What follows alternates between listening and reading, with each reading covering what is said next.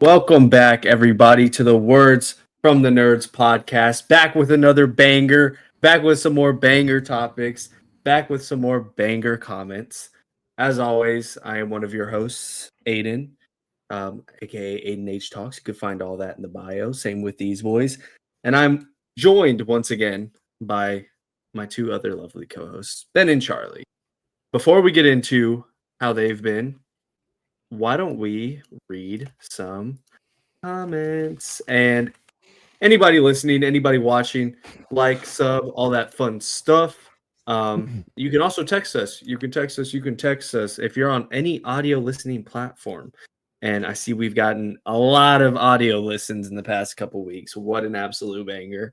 You can click the little description, and there should be a little link there. It'll take you to your messaging app, and you can send us a little text message with your name and any questions. That way you're not having to flip all the way to the YouTube to comment. And if you're already on YouTube, go ahead and drop a little comment there. They make it easy for you. Now, we have been gone for quite a bit because we early uploaded our last episode. And so we didn't get to read a couple of comments that came out on that one. But nonetheless, we are back. And let's get into some of these. And I think all of them come from our boy Memish. So shout out Memish, the GOAT, for always listening, always supporting. Memish. He is him.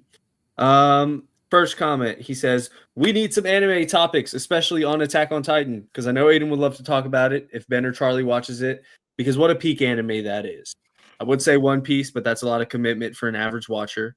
Attack on Titan, JJK, Aiden, I feel your pain when Charlie and Ben don't watch it. I couldn't agree more. Obviously, I knew the One Piece recommendation was a stretch. I mean, for the average watcher, it definitely is a commitment. But Attack on Titan, I mean, there's really no excuse. I mean, it's a couple episodes or a couple seasons. I mean, Aiden's not the average watcher. I'm not the average higher watcher. than the average watcher, bro. He's better than the average watcher. I honestly think about, like, if I were to have started One Piece during COVID when a lot of other people did, or whenever the memes were coming out with Howard Hamlin saying the One Piece is real. I don't know if I would have. Oh, Charlie, I don't even think you know about that, about like the One Piece surge in popularity, because they got Patrick Fabian, Howard Hamlin's actor. Somebody sent him a cameo, and they said, can you say this? And it was the One Piece is real. And he did it all animated. And then it cut to a Kanye song. Can we get much higher? And it was just a bunch of like One Piece memes. But it was like the biggest meme of 2021 because Howard Hamlin opened his cameo after Better Call Saul aired. And that, at least from my understanding, somebody please feel free to correct me, that like skyrocketed One Piece's popularity. And then after that, everyone watched, and then the Netflix show and all that stuff. So oddly enough, Howard Hamlin, gorgeous man from Better Call Saul, is the reason for One Piece's surge in popularity. But anyways, my point was, I wonder if I would have watched it back then, would I have committed as long? Because a big part of it was, I got to post reactions, I got to finish this show. And once you get to a certain point, you're like, all right, I'm going to catch up regardless. But I wonder if I would have stuck with it. Anyways, Attack on Titan, Jujutsu Kaisen, Demon Slayer, which I'm going to talk about later. Very good entry-level anime shows, easy to watch. Again, all animes are pretty much 20 minutes from what I've gathered, 20-minute episodes. So, yeah, we'll see, Memish. Maybe if Charlie watches Attack on Titan and is able to sway Ben into it, maybe there's a scenario we see that happen. But dude, hey. can I'll say something, and this is just the complete truth. I've never been anti-anime, but I have a priority list when it comes to shows. And for me, Attack on Titan, sure, that could be on the list, but that would fall to a much lesser priority than finishing The Bear, watching X-Men 97, watching Better Call Saul. Oh, yeah. Even then, like, I would probably watch Chuck before I would watch Attack on Titan. That's Like crazy. I'm sorry. crazy. That's just me. That's just I where just, I'm But at. I here's just the want thing. that language just makes it sound like Chuck is a piece of shit. I just want to say that. Well, No, this no, is Whatever. That's fine. well. I Here's the haven't seen thing. either, I've but seen I've seen so much more like praise and like talk and popularity of Attack on Titan than I have. I didn't even know Chuck existed until I Yeah, most became people friends don't. with Charlie. but you're in that world on social media, so of course No, you but even before I was, And I'll like, give him that too, because like I've heard I it don't. too, like not just I from you, mean, but maybe I'm just not as much of a TV show guy, so I don't or get the vibe and which like I feel like I haven't gotten that vibe from either of the shows. definitely not Chuck. I've definitely. I mean, I like Attack on Titan was the. Well, I don't even mean that in a bad way, no, but I know. No, I like I've come to expect that with yeah. Chuck. Nobody knows about Chuck. Um, Yeah. but Attack on Titan, yeah, I feel like I had always heard about that, and maybe it was because it was on Netflix for so long in the early 2020s. Well, and season 4 didn't come out until like 2022. Like they didn't animate it and put it out until literally 3 years ago, I think. So maybe that also has to do with it.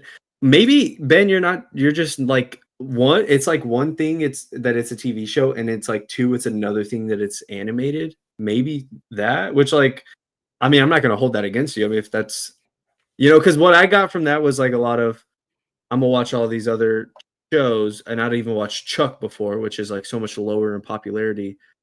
Maybe is it because it's animated versus live action? I don't know.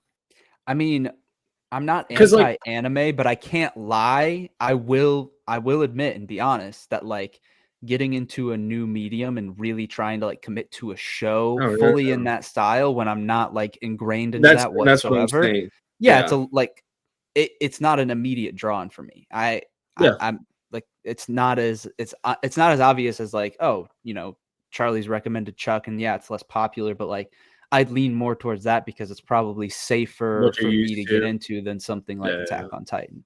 But yeah, I'm also just saying like it is something I would consider watching, whereas like I don't think that would lead me to watching a bunch of other animes yeah, and yeah. then getting into like One Piece or anything. Like Attack on Titan is almost like a pretty accessible mainstream Yep, anime in yep. comparison to a lot of the other stuff that's out there.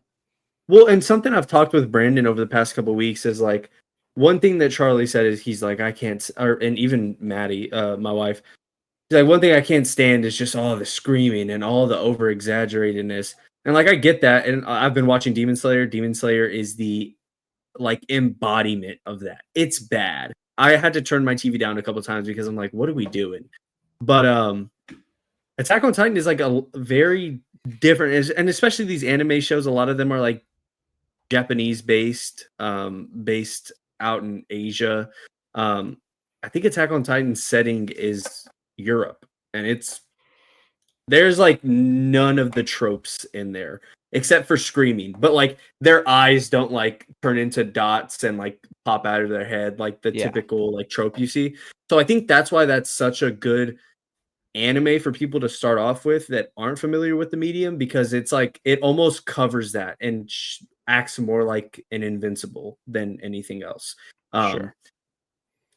Anyway, so yeah, we'll see. I don't know. Mimish, stay tuned. We'll see if we can get any Attack on Titan or JJK. Dude, Ben, the clips I've seen from JJK, I feel like that would be your shit. I haven't heard great things about it. I've heard that it's real like action and fighting heavy, but as like a fighting and action guy, Demon Slayer and JJK, I could totally see a universe where you're an anime guy. I could totally see like that is your shit right there. I Um, I just have like an edit.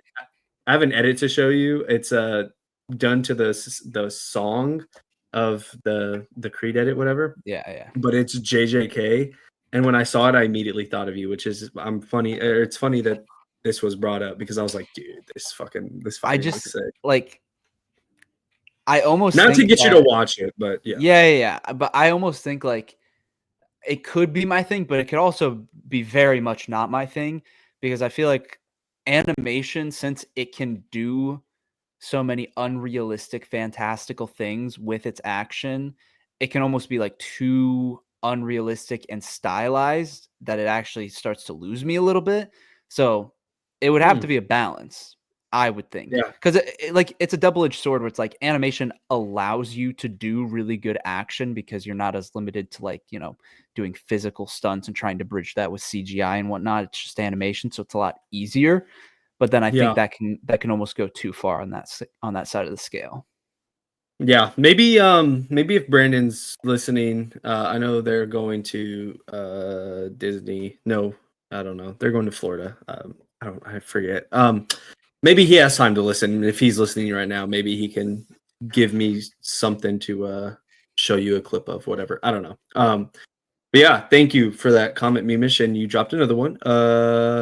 We'll save this one for last so we can bleed into our topic. Well, I'll ask y'all how y'all are doing, and then we can bleed into our big topic of the week. The other comment comes from our most recent episode, talking about some big Spider-Man news, and that's where we talked a little music. Mimi said, "Ooh, I'm hearing some music talk. Now let me just represent the good old UK." GB, I don't know, maybe he dropped I don't know what that is. It's coming up weird on my desktop. Anyways, let me represent the good old UK. My favorite artist right now is called Jim Legacy, with an X between the A and C. I definitely suggest any songs from him, but my faves are 3X and Stick. Okay. I can mess with some UK hip hop, man. You didn't listen? What? You already did? You already listened to it. I didn't. Come on, guys. Bro, I didn't have time to watch what we're talking about this week. You think I sat and listened to Mimish's stuff? No. My drive home, first thing I did, send a voice message to you guys. Hands-free, don't worry, hands-free. And then I knew that we were going to be talking about the comment, so I threw on those two songs on the drive home. Dude, I have been like so insanely busy this week. I've been swamped, and so I didn't even get to watch Source Code, which shout out Wind Machine. I do want to watch that. Yeah. So yeah, that's my apologies. Well, Ben, what the heck? Tell us how it was. Is it a banger? Is it drill? No. The 3X song is more like soulful and hip hop. And there's like more of a rap verse kind of in the second half because there's a feature on it. But like the kind of first part where it was more soulful and melodic, Late Night Drive, perfect vibe. Like fit it. Yeah, dude, let's go. And then Stick was more, I would say, of a typical rap song. And it was, that one was pretty good too. But 3X definitely hit harder just for the setting that I was listening to it in. That's sick. Hell yeah. I'm going to give those a listen then, dude. Let's go. Thank you for the wonderful comments, Mimish. We love you as always. And I will get to your last one after we get to... I apologize for these guys. Yeah. I apologize for me as well. I've been absolutely insanely swamped. They saw it. Like to say that, bro. Nah, they saw it as soon as I sat in here. Holy shit! That's fake news, Mimish. That's fake news, bro. Don't fall for that, Mimish. Anyways, the curly-headed freak is done talking. We have to get into a little bit of what we've watched and how we've been. We'll keep it short and brief. That way we can spill into the topic of the week coming from the boy Mimish. And we're going a little bit long on the intro only because we have two pieces of media to talk about. One that only two of us have watched and the other that only one of us have watched, but all three of us have watched the first episode. So if you want to skip around and skip the intro and whatnot, time codes are available. Without further ado, Mr. Ben, how are you today, man? I'm doing good. I've been pretty busy myself this last week. Had my anniversary, so took a little weekend trip, which was really nice. Great weather. It was like mid 60s, and we did a lot of outdoor activities, so that was pretty good. So yeah, been doing well. Just busy with stuff, but good busy, so I can't really complain about it. As for what I've been watching, I finished reading the second Hunger Games book and subsequently watched the second movie the other night, I think on like Friday night or something, which is something that I'm getting into a little bit more, which is reading books and then watching movies. So my goal right now is to He's listening to music every week, bro. He's starting a bunch of new TV shows. He's watching movies. He's reading books. Dude. Well, is this going on vacations, building stuff? Like, come building on, the house? Bro. I don't know. Yeah. Oh my gosh. But my plan is to continue with the Hunger Games. So there's one more main book, and then they did a prequel book, and then they just also did another prequel book that they're making a new movie on that's releasing next year. So I want to finish out the next Hunger Games books. I want to do all of those, watch the movies. I'll read the book before the movie comes out next year, which I'm really interested in. And then after those books are done, I want to do, we got the Odyssey book, and I'm going to read that before the Odyssey comes out next year. So that's kind of my goal for the next year, is just like finish reading through the Hunger Games and rewatching those movies and in preparation for the new one that comes out next fall. And then also reading the Odyssey in preparation for that. Actually, it was really interesting to finish the book and then rewatch the Hunger Games movies, because they do take some really big creative liberties that very much change like the narrative and the character motivations, like just single scenes that are inserted or changed and altered. And it's like, whoa, like I literally had to pause the movie and talk to Reagan about it. And I was just like, well, in the book, and she's read them, so she knows as well. I'm just like, this was the motivation of this character to say this thing, and it implies this. Here's how they changed it in the movie. That changes everything. And like, there's a lot of back and forth, some good discussion. So that was fun. And then I went to see NE ZHA 2, which we'll talk about later. The day after our anniversary, we watched Flushed Away.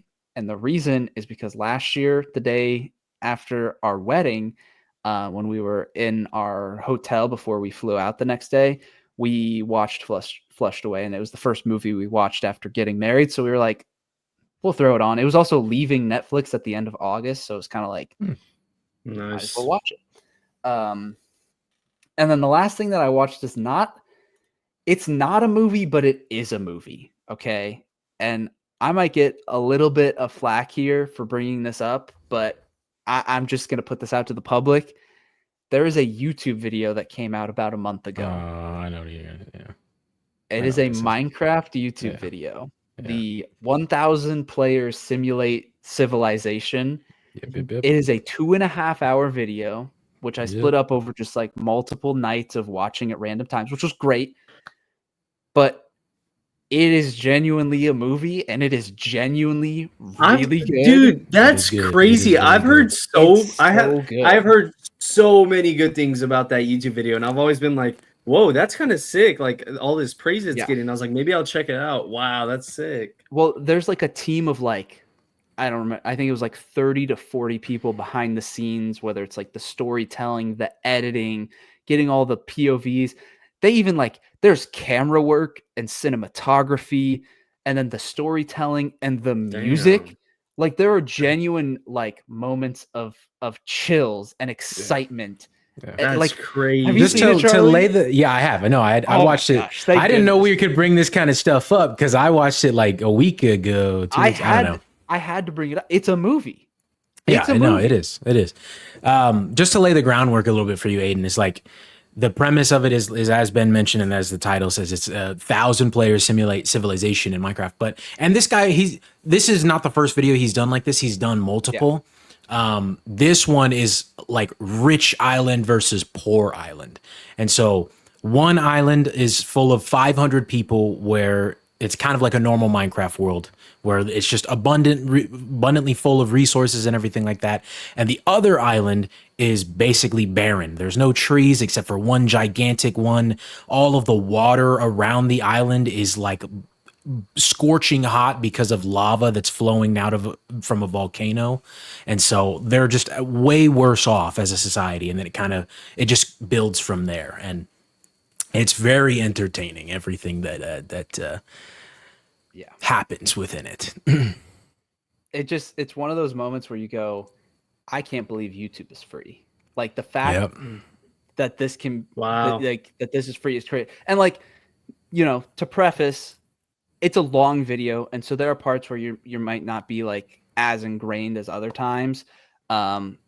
but like the highs definitely make it worth it, at least to watch, like even in chunks. Like even if you just watch an hour. Yeah, it's you know, also separated each into day. days. Yeah, because there's Yeah. like I think there's like a 10-day period. It follows throughout the 10 Yeah. days on the islands, and it's like how we make timestamps for our videos. There's timestamps for each day, so like you can finish a day and then go back to it later. Yeah, but it really, like, you could you take a different content creator who has a different mindset and you give them the same video premise, it will turn out completely differently. It truly is the editing, the production value behind it, the music incorporation, like that is what sells it and makes people talk about it. Because if you just take, the raw footage of what happened, you could have a totally different much shorter video. Like it clearly was like they wanted to tell a story and tell it well, and they did. That's what is making it impressive enough for me to be like, yeah, I watched this thing. It's 2.5 hours long, and it's one of the best YouTube videos I've probably ever seen. You should check out some of his other ones. Because he's done other I don't remember the premises of all the other ones. Like this one is rich versus poor, but I have seen a few of his other ones, and they are also very well done. Yeah, I know he's done some stuff. I haven't seen any of it before this. I saw too many posts of like, this is unironically the best YouTube video ever. And I'm like, okay, well, it's a Minecraft video, so like I'm gonna check it out. And since it's a YouTube video, it's just easy to split up over multiple days. So it was worth bringing up, in my opinion. No, yeah, I agree. I guess I never considered that.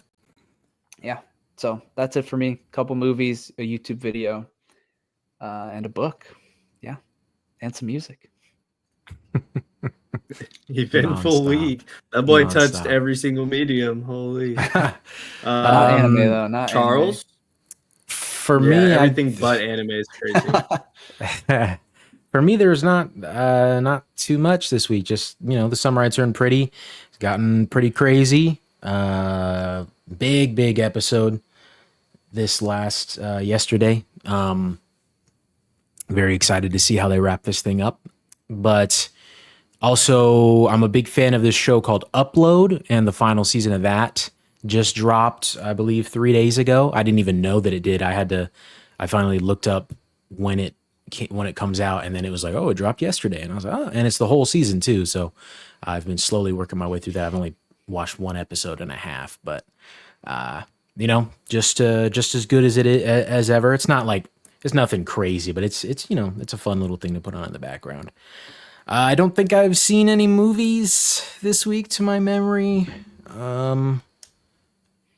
Tragic. I unfortunately was not able to go see NE ZHA 2. My theater in my bum ass town don't have no IMAX. We don't do anything cool like that. So like I didn't even get the Spider-Man re-releases that happened last year. Like, are you getting them this year? I don't know. Great question. I'll have to keep you updated. Because they're doing the extended the Spider-Man 2. Yeah, the 2.1 version. So like I'd love to do that, but we'll see if I get anything like that. And then just working on my YouTube video. I am finally done recording and writing the script for it. So editing will now commence, and that's gonna be like a whole nother process. Is it another pretty long boy? Oh yeah, this is I'm betting probably over an hour. It's not going to be a Minecraft civilization, anything like that, but it'll be a long one. No, no. But yeah, exciting stuff. So cool, lots of work. Yeah, busy week. Having a great time at the new place. It's been awesome. It's been fun. But I also have not been able to watch a whole lot. So this week I focus mainly on catching up on Demon Slayer. Before that, Friday, I watched Shin Godzilla. It was very awesome. Very cool. Such a good movie. Has one of the coolest Godzilla sequences I've ever seen. Yes. Man, that middle part, God, it's so cool. Just like his face just staring and like just and God, the utter destruction. Oh my gosh. It's so good. And that's what like I I love Godzilla as a story element, as a writing element, not as a hype moments and aura element. Like, I haven't even touched the newer Godzillas because I'm like, cool, make Godzilla look as realistic as possible. Awesome. I don't care. I don't need like Godzilla minus one and Shin Godzilla. I mean, there's a lot of moments where Shin Godzilla looks very rough. I don't care, bro. This is still one of the best Godzilla movies I have ever seen. Like it's 1 and 2 with minus one. It is fantastic. I always loved the characters and all of that more, but obviously, I mean that's what everyone thinks, and that's why the movie is so loved. But yeah, that was such a fun movie. That was so awesome. The Alamo, I hate you, Alamo Draft House. I used to always get this fried chicken sandwich, and it smacked. It was amazing. It was so good. And they completely got rid of it, and now you have to choose something for it to get tossed in, whether it's a sauce or a rub or something. So I was like, okay, lemon pepper sounds good. Like that could smack. Every single bite I took of that chicken sandwich, every bite of chicken I got tasted like I was biting like, oh my god, I don't even know what to compare it to. Like not cardboard, but like you know how chicken's real stringy if it's tough and overcooked. Mm-hmm. Every single bite, there was not a single bite that was tender and juicy and tasted like chicken. It was all shoelaces. Like that's all it felt like. I was just eating shoelaces. Pissed me off. It ruined my entire day, and I was already having a bad day. It was just so stupid. Yeah, watched Shin Godzilla. I watched NE ZHA the next day. My wife fumbled and we couldn't go watch K-pop Demon Hunters, which I'm so mad about because all of those theater reactions just looked so fucking awesome. The soundtrack, I keep getting edits and like everything with the music, and the music's so good. The music, it just bangs, dude. The soundtrack for that movie is undefeated. But yeah, I prioritized catching up as much as I could on Demon Slayer before the movie comes out in a couple weeks. And so I caught up on season 1, and then there's a movie, which the movie came out in 2020. A lot of people got it 2021 though. And then there's a couple more episodes, like a season left. Austin Burke actually watched the movie, and he gave it 4.5 out of 5 stars. I think it is one of the best movies I've ever watched. And because it fixed so much of the problems or whatever, so many problems I had with the first season. So Tanjiro is very much like this Captain America figure, right? Like he can lift Thor's hammer. He is a good spirit, right? Whatever. But they did so much telling and not enough showing with that in the first season. So you'll have villains look at him and be like, who is this man? And why is he helping me up after we just got into a heated fight or whatever? But they don't. And then Tanjiro's just standing there like, come on, I'll help you. And it's like, okay, it's just like so over the top there, and a lot of telling and not a lot of just showing me a moment of Tanjiro being a selfless overall great person. And if they are showing it to me, it's so overdone and it's so over the top. It's like, all right, like, come on, what are we doing? So that was a big problem I had with the show. Another big problem I had was that it just kind of felt like we were going in cycles with we get into a new place, we find somebody, we defeat the big bad, move on to the next place, which One Piece does a lot. But with One Piece, there's so much world building and there's so much good writing and character work, and in Demon Slayer there wasn't. Anyways, the movie fixed all of that. There's a demon, and this is going to be so boring to y'all, but I think y'all will find a part of it cool. There's a demon that puts you to sleep, and he sends you to a dream, and then he kills you while you're sleeping in your dream. And so he's hitting Tanjiro with these attacks, and he's saying, go to sleep. And Tanjiro's getting hit, and he's falling asleep, but then he's standing back up. And so the demon's like, what the hell? Like, why is he not falling asleep? I'm hitting him with all my attacks. So Tanjiro gets hit and is stumbling and then keeps going. And he was like, oh my God, he's being sent to a dream every time I hit him. He's killing himself in that dream so that he can wake up in real life, and he's coming to attack me again. So you see him get hit with all of these like sleep spells, whatever.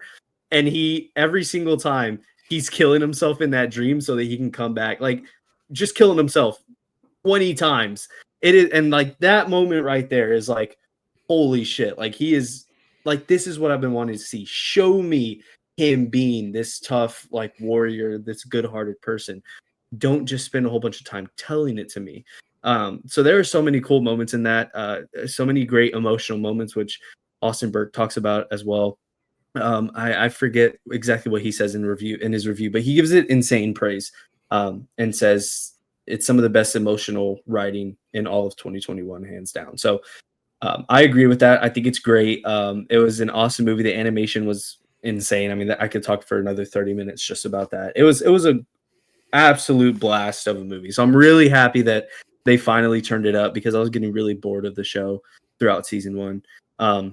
So now I'm like infinitely more excited for the movie in a couple weeks, because I'm like, man, if that's just a taste of what they can do, turning a little arc into a movie, then I'm in for a fucking treat, because that was awesome. But yeah, that was pretty much it. I'm glad I got to end it off with that, though, because I got to end the week off with that, because really saved my week from just being like, yeah, this happened, okay, bye. So yeah, that was my week. And shout out Demon Slayer, Mugen Train. Let's get into this comment. Let's get into this topic of the week. I actually forgot the week, because I saw Mimish comment I like this that, Charlie. when it, yeah, cool, it'd be our little jingle. I saw a Hey, don't Mimish hand wave comment. me, boy. Take that back. Hey man, look, I'm just trying to keep my brain straight. So yeah, cool, yeah. I saw Mimish comment this as soon as he commented it, and then I forgot about it until just now when I looked at it, and so I was like, holy shit, this could be a really good one. I'm gonna have a boring answer, but whatever. Mimish says, and this will be our topic of the week, what is the craziest MCU take that you think you have that differs from the average MCU fan?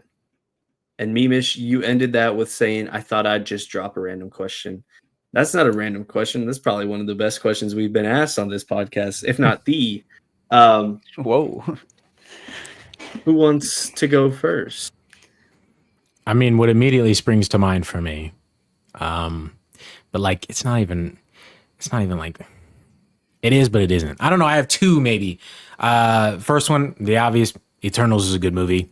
It's a good movie. Like, it's good. It does not deserve to be the lowest MCU movie, if it is, on Rotten Tomatoes. And then Multiverse of Madness is also a really good movie, I would say. So, which I've talked about endless times. Kind of safe coming from you. That's the thing. Like,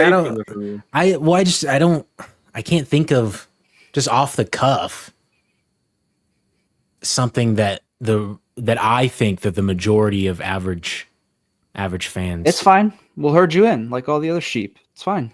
Whoa! Hold on. No. If I like It's Eternals, fine. you can't say that I'm a sheep.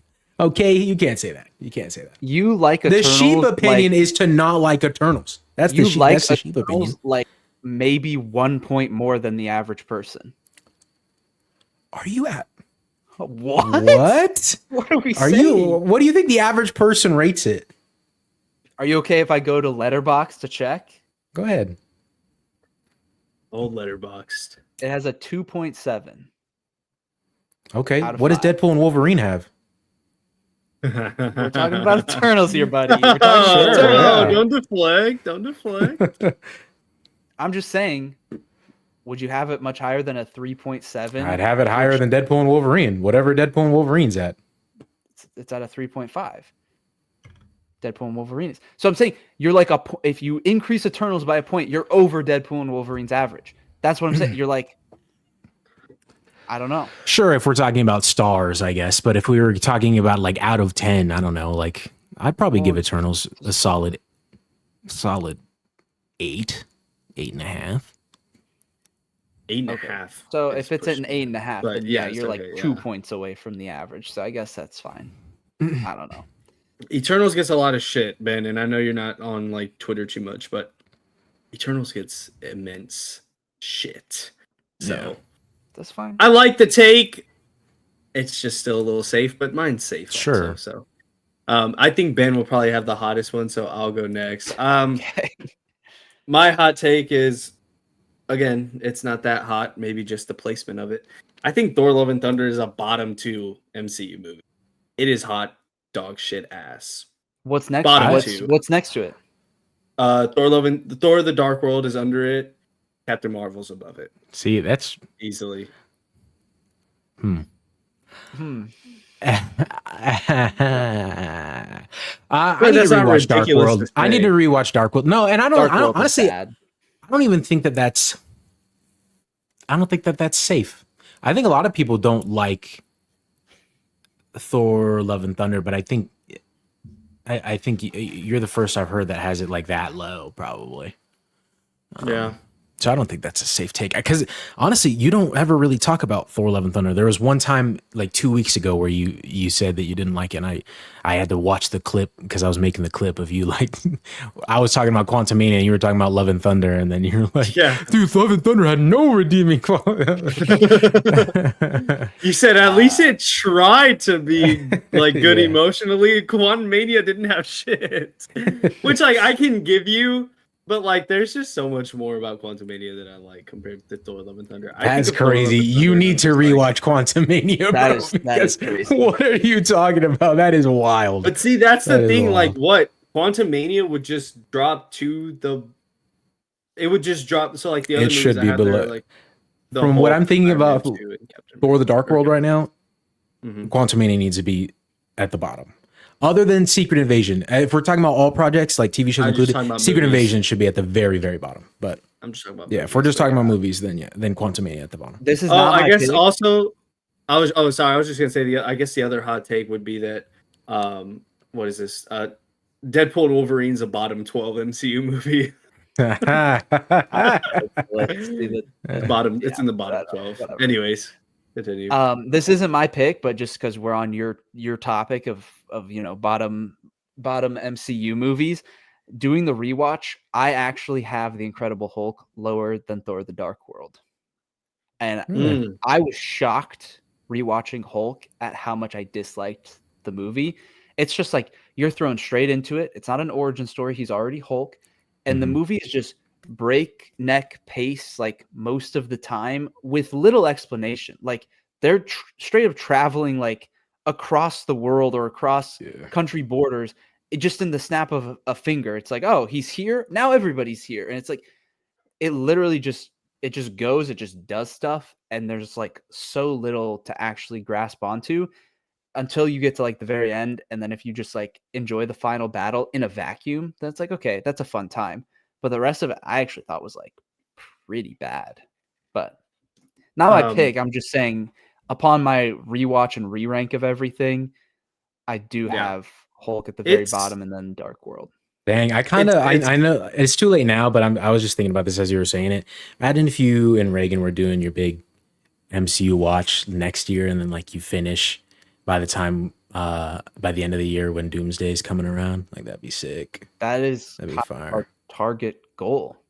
Well, didn't you guys already pass like Civil War and whatnot? Where are you guys at right now? We already watched Endgame. We passed Infinity War. So we're on to Ant-Man and the Wasp. But are you doing the shows too? We're doing shows. Okay. She has probably prolong. It's definitely going to take him a long time. I think she has only seen WandaVision, I'm pretty sure. That'll prolong it then. Pure content wise, there's more stuff post Endgame. Even though there's less movies, there's just more content overall. So I guess I just didn't think you were going to include the TV shows because you're anti MCU TV shows.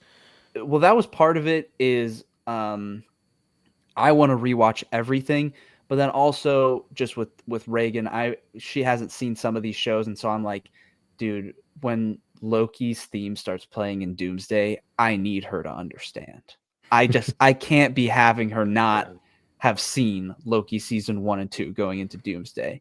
So for me, it was like, we're just doing the full thing. We're even watching the slop. It is what it is. It's okay.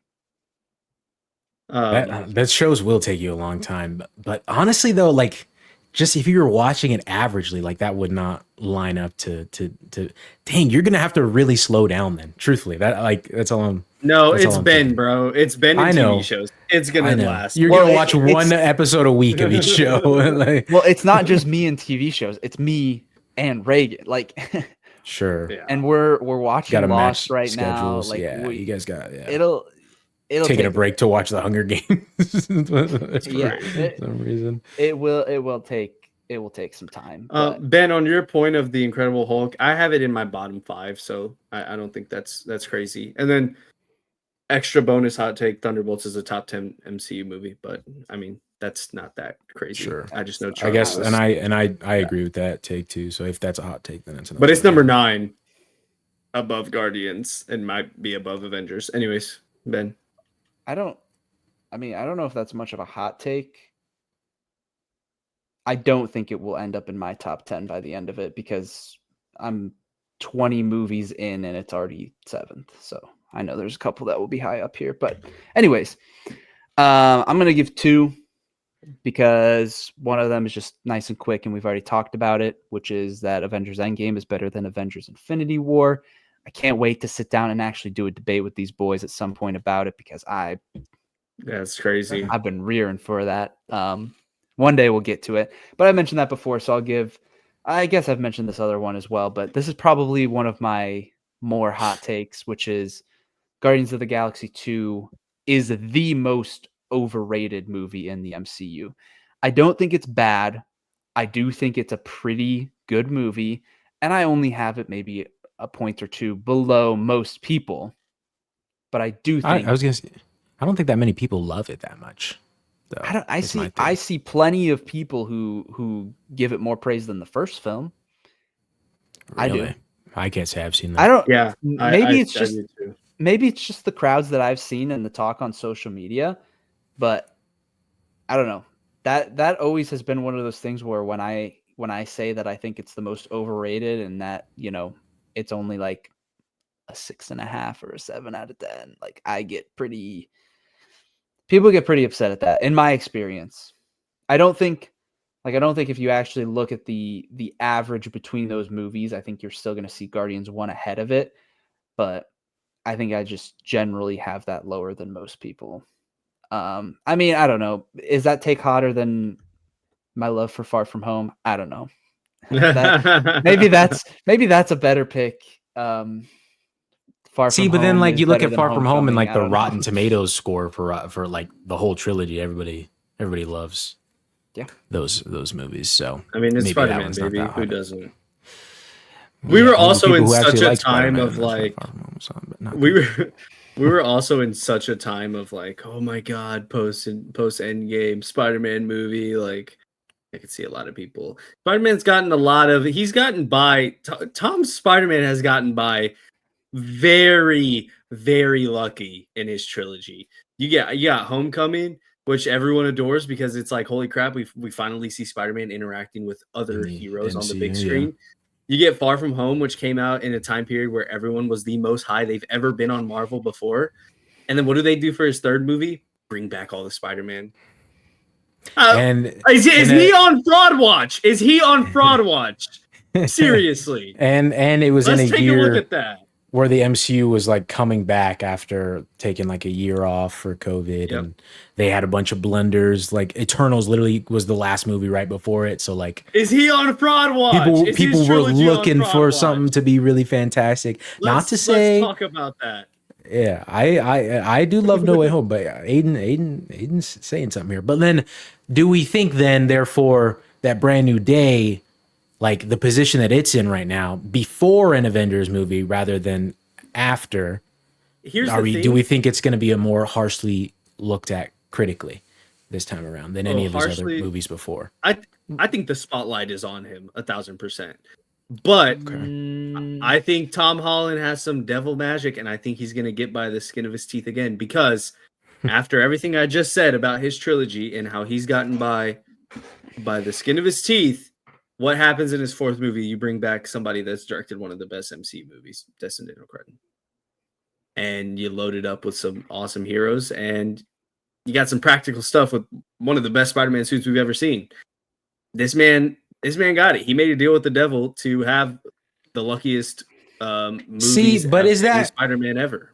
Does that contribute to the Fraud Watch? Because some would say that, like, with being handled by does someone not. who knows The what they're trilogy doing, does. then yeah. The okay. trilogy does. I'm just saying now it's gotten to the point where it's like, you lucky son of a bitch. You got Yeah, by you skated in by, your and trilogy, then now you got the and good now stuff. you're good? Yeah. Okay. Well, all did you right. guys Yeah. see the other news that came out like 2 days ago that Jackie Chan's stunt team Yeah. is Bro, helping what are doing we stunt doing, man? coordination? Oh my Yo, no, yeah. God. He Come skated by, bro, and now he's got all the good stuff, bro. That's crazy. Dude, Crazy that's work, bro. wild. See, and He's a in my lucky man. opinion, like I like Far From Home and I like No Way Home. So like skated like could you say that I they do just too. I like those movies too. but like why can't the reasoning just be they knew they had to have some big hitters because it's Spider-Man. They can't royally mess up Spider-Man. So you know what? Screw it. We're going to put all of our stock into this. We're going to have him tied into RDJ so that people have an emotional connection. We're going to include him in the blip in Infinity War. And then we're going to set up No Way Home because of the reveal of the identity so that we can have this crazy Spider-Man movie feed into the nostalgia of these lifelong fans of the character. What if it's just that? What if they just said, it's Spider-Man. We're going to care about Spider-Man more than we're going to care about the Marvels. Like, to me, that just makes more sense. Like, I don't know. I mean, yeah, exactly. But I think that's why I say Tom Holland's a lucky son of a gun, and he's getting by the skin of his teeth because this man's getting the royal treatment over there. And Iman Vellani showed up in one project so far, and that's it. And they're done with her. After her main project, she showed up. Yeah, she got her own show, buddy. Yeah. Yeah. That show didn't get the royal treatment, that's for sure. Now, I hate to kind of speed this along, but I've personally been dying to know what Ben has thought about our next topic.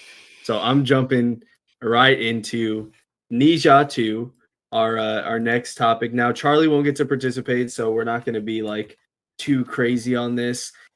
Backstory, if you're a new listener or if I don't know, you weren't listening earlier this year, I watched NE ZHA 2 when it came out in theaters. Not exactly when it came out because it came out in China and then rolled over here. But when it first came out here, it was around February. I watched it. My life was changed. I was like, holy crap, this is the best movie of the year. And that hasn't changed. So obviously every week that we would talk about something, I'd be like, yeah, NE ZHA 2 is my favorite movie of the year. NE ZHA 2 was always coming out of my mouth. I've praised it as one of the best animated movies I've ever seen. I've given it all its flowers. You can check back on every episode. And then A24 picked up the movie because this thing went crazy and made like what $2.3 billion at the box office, 2.8, I don't know. Made an insane amount of money, both in here and China. So A24 was like, hey, let's pick this up and why don't we re-release this? We can do it in IMAX 3D. We can just put it in every single theater that we can. And so that's what they did this past week. NE ZHA 2 hit theaters again. And a lot more people got to see it, including Mr. Benjamin, who was very skeptical on it and was very, very like, okay, yeah, we'll see. And then NE ZHA 2 hit his theater, and he's like, all right, it's time to strap in and see what all the hype's been about all year coming out of my mouth. Ben finally got to sit in the theater and experience it. Ben, you already know my rating. I'm going to give it anyways. NE ZHA 2, instant reaction. My heart's actually pounding. 3, 2, 1. 10 out of 10.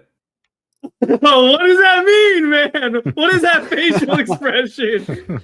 Tell me. I think tell that was me good. everything. It seems good to me. Are you giving me the floor? Do I get the floor for a little bit? I'm giving you the floor. Tell me everything you've thought about this movie. So my reaction is that because there was probably 3 to 5 moments sitting in the theater where my jaw just literally went. Dude, and I had a weird theater experience because one, it was IMAX 3D, which sucks. Okay. I'm sorry. Certain movies are good in 3D. I'll watch the Avatar movies in 3D. They're made for 3D. I much would have preferred to not watch this in 3D. Mm-hmm.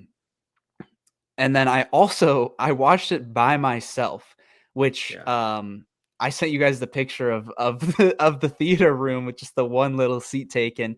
And I like rough estimated and counted the seats. That theater room has it's like 270 seats in it or something like that. It's a huge room. So I'm literally there by myself watching it in IMAX 3D. So yeah, there's a couple of times where I literally was just like, Some jaw-dropping moments. I don't even know where I want to start. I almost just want to say like my rating and where I place it, Yes, and then please, we can please. go from Yes. there. I have the movie as an 8.5 out of 10. Okay. And it's my 5th favorite movie of the year behind Sinners.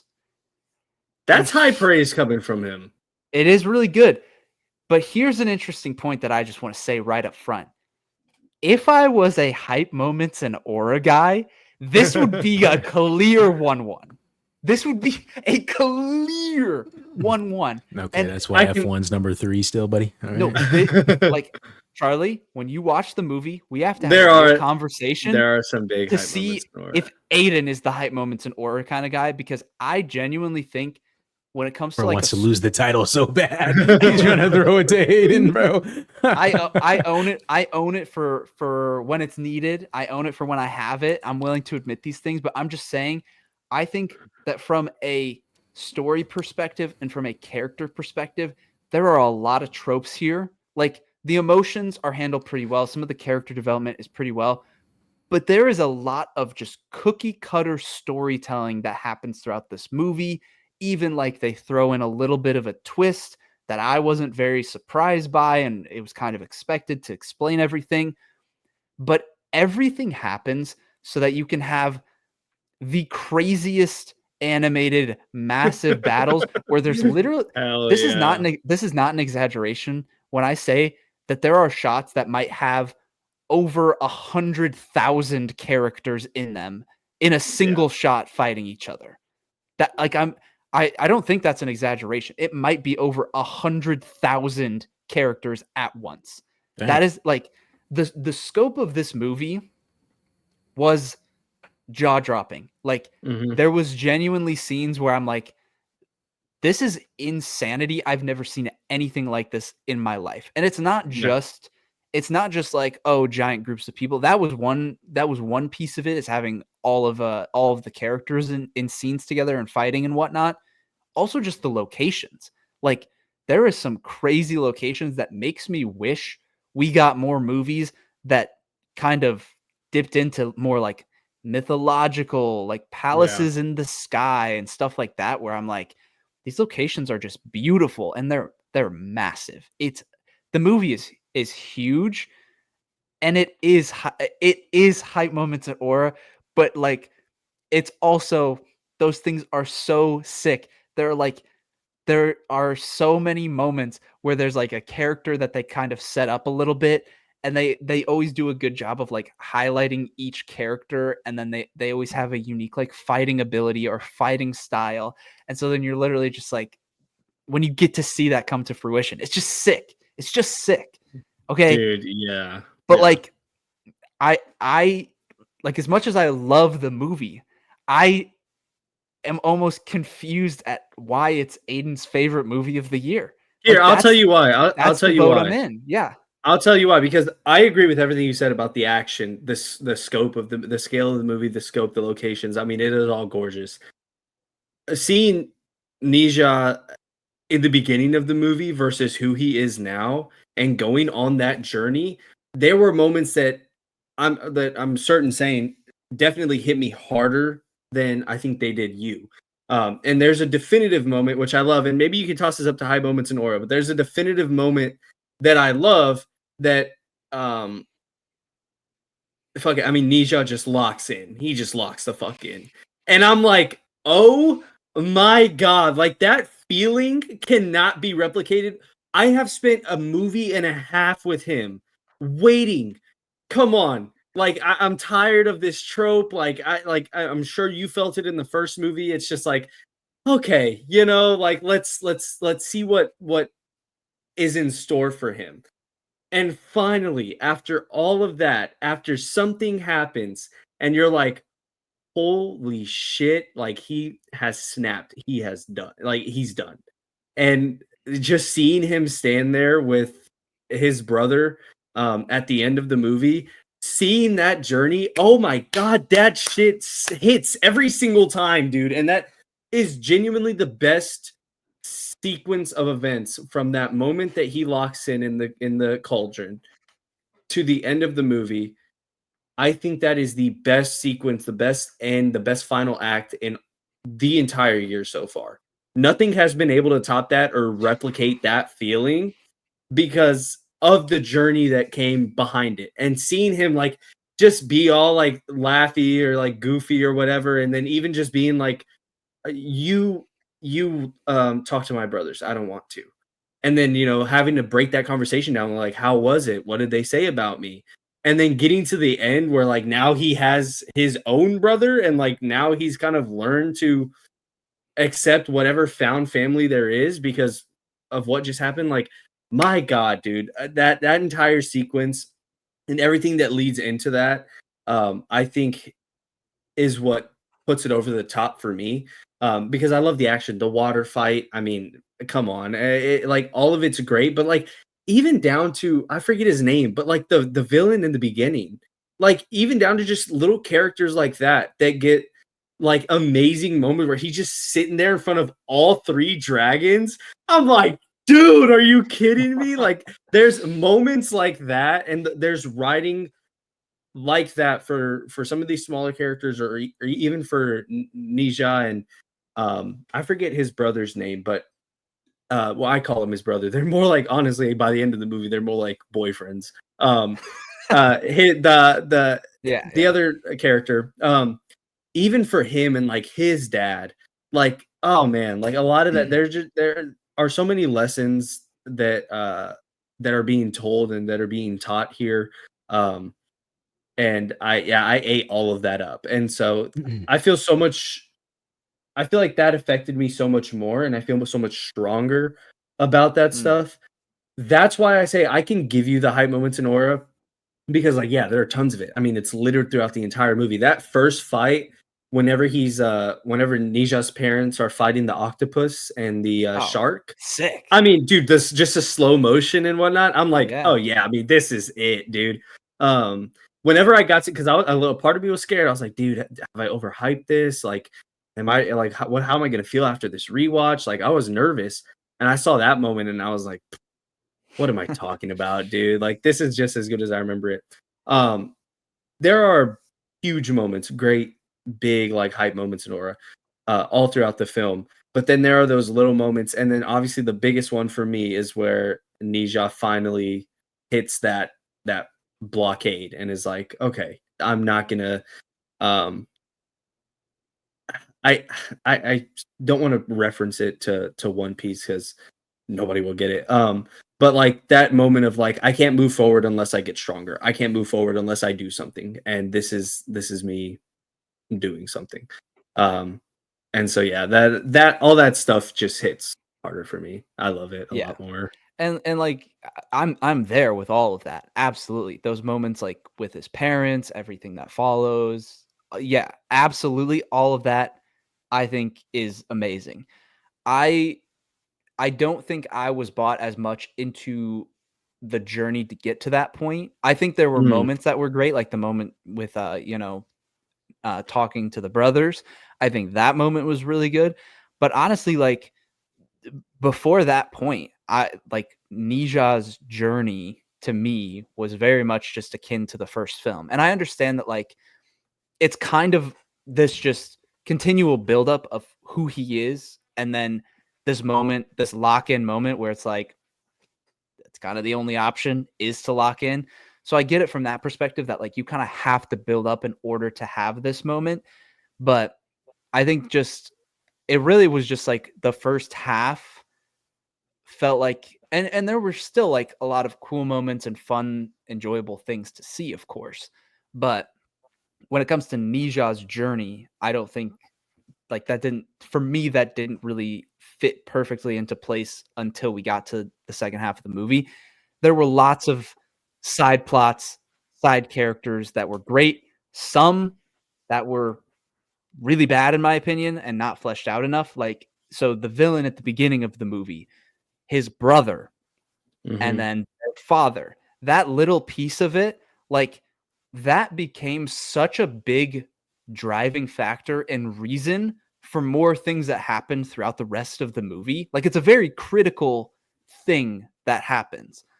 But I don't feel like they leaned well enough into it or set it up. It was kind of just like, we knew about this bad guy at the very beginning. All of a sudden, brother. Oh, all of a sudden they're connected to this person. Oh, all of a sudden this is a big deal. It's just like, it's very much just like, we have to insert these things to then move past it and get further along in the story. That's kind of how it felt with some of those side characters and side storylines. Yeah. It's like, those really should be the main points of conflict in the story, and yet they're a little bit brushed over just so we can have that really cool water action scene. One of the jaw-dropping moments where I literally felt my jaw hurting because it, like, I knew you'd love that water scene. Like, I'm there talking was about no way. the archer, the bow and arrow. Oh, where like all the hands just dude, oh my god, yeah. Oh my god, it's ridiculous. Well, I mean, there was plenty like when the dragons alter their form. Mm-hmm. Oh my gosh. Yeah. Oh my gosh, right? Like, so much. But so that to me is where it's like the moments in the second half, all of those lock-in moments, those emotional moments, all of those, I agree 100%. But I don't think that the first half set it up well enough for this to be like a perfect fleshed out story, in my opinion.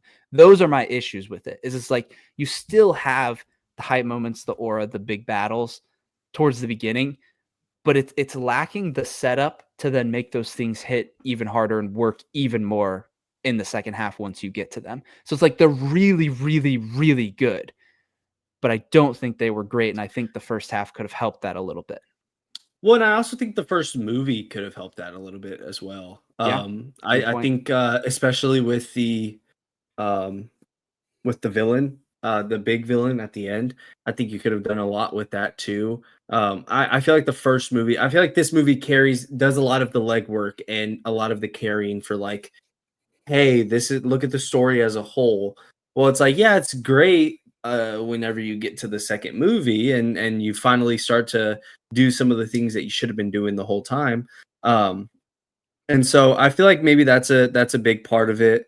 And I kind of put my blinders on for that because I can see what you mean. And even Brandon said, I think maybe a spaced out rewatch would have helped better because he said as he's watching the first part, he's like, okay, yeah, I remember all this. Like, just get to the let's get to the good stuff.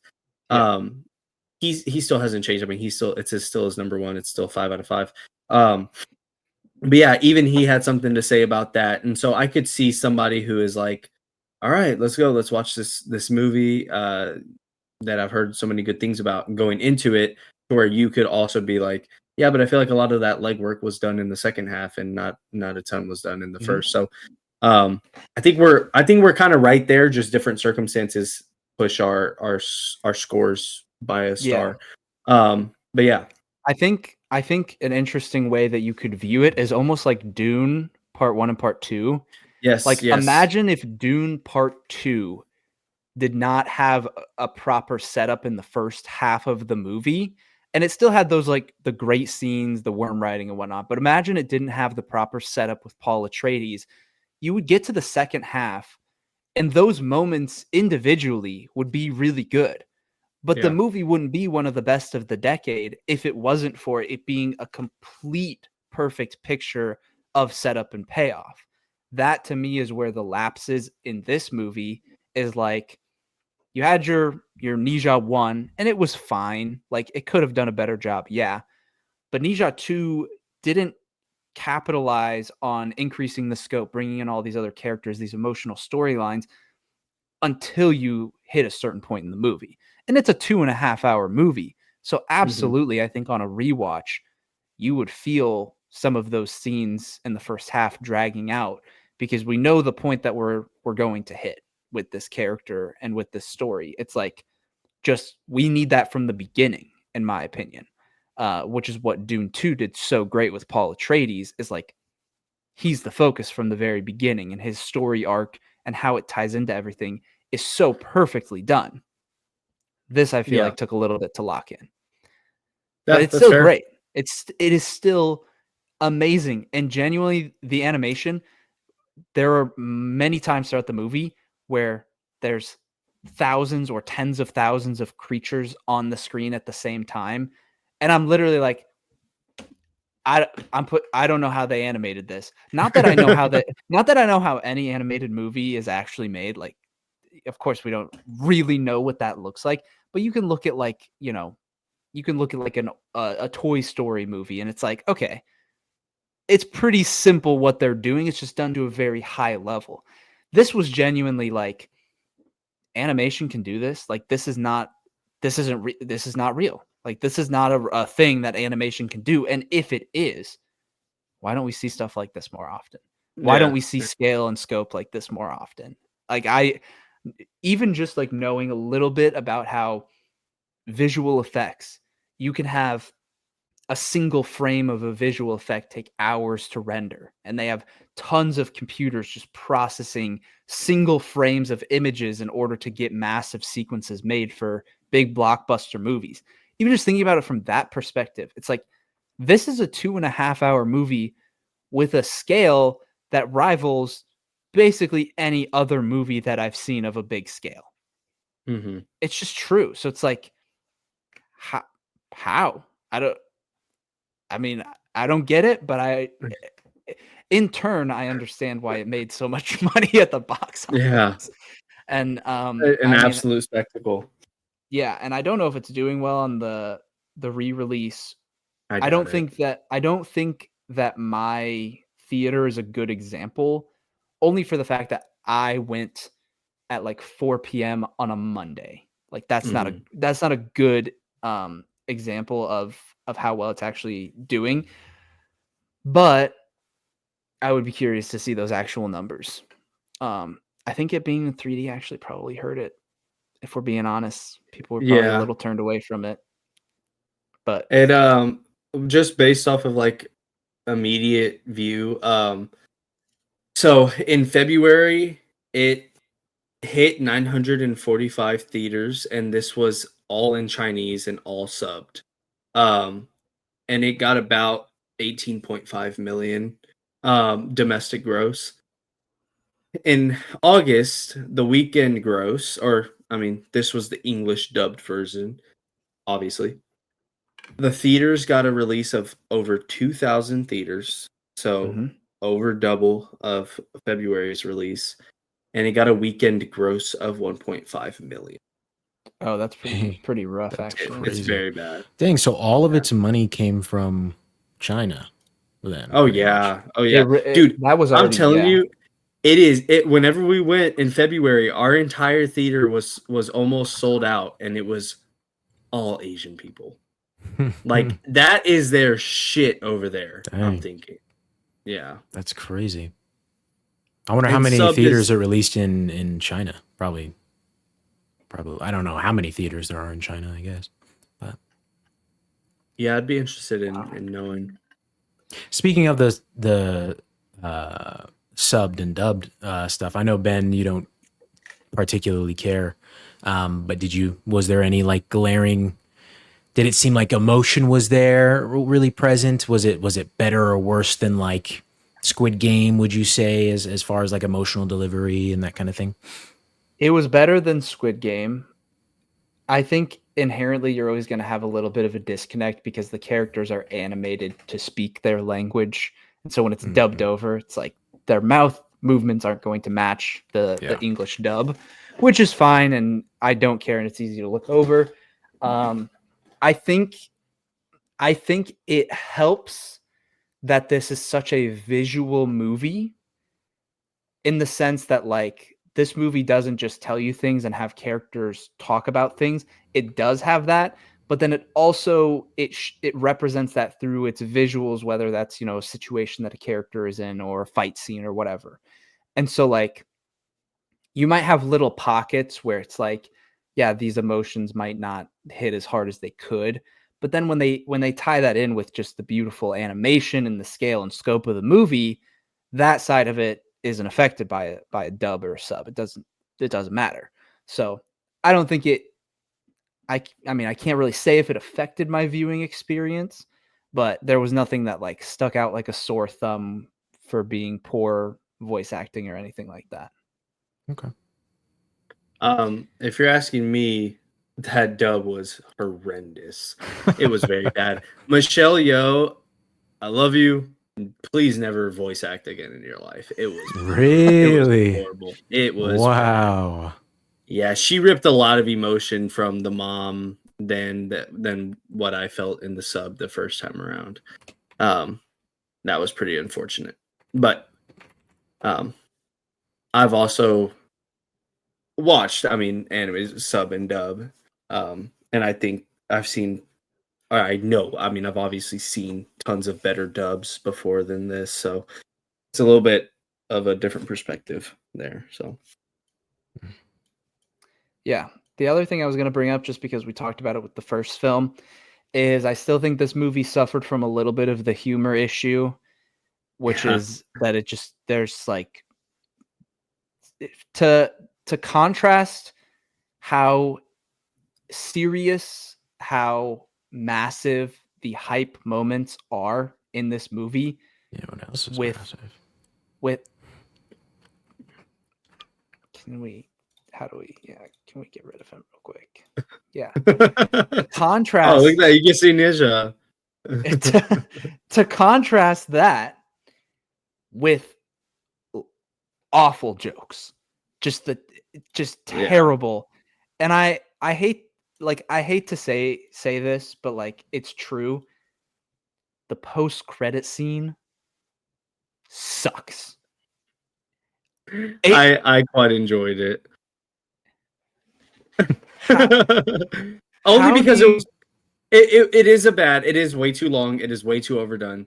I thought it was a little bit funny at times, but yes, I agree. Continue.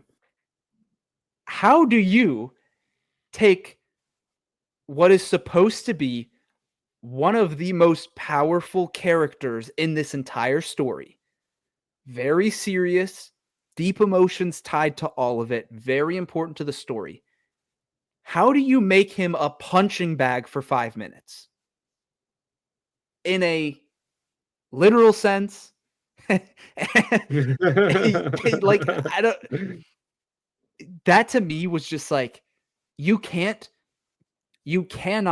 show me this movie and tell me this character is this thing, and then go to the post-credit scene and completely destroy said thing. To me, those aren't the same character. You just ruined his character. Like that. Am I crazy for saying that? That like, I also don't think. I don't know. I don't know if you're crazy for saying that. I definitely don't think he's endgame. Obviously, I think there's something bigger and badder out there for the third movie. There's something that they're cooking up. I think they're definitely cooking something up with NE ZHA's brothers. I think I'm actually so interested to see what happens with his brothers and what they're gonna tell with that. But that aside, for the scene itself, I don't know. Maybe I'm too forgiving on it. Okay, I'm gonna go back to the Dune Part 2 comparison, just because I feel like it's a good enough comparison here. Imagine you have Dune Part 2, and most of the villains die by the end of it, right? But take somebody who didn't, or you have a post-credit scene that's set in the past, whatever. Imagine a 5-minute post-credit scene where one of the villains in a very serious tone movie that is massive in scale and is focused around the journey of Paul Atreides, and it's all set up to diminish one of these great villains' characters and belittle him to make him look like an idiot. That is what we're talking about. We're talking about taking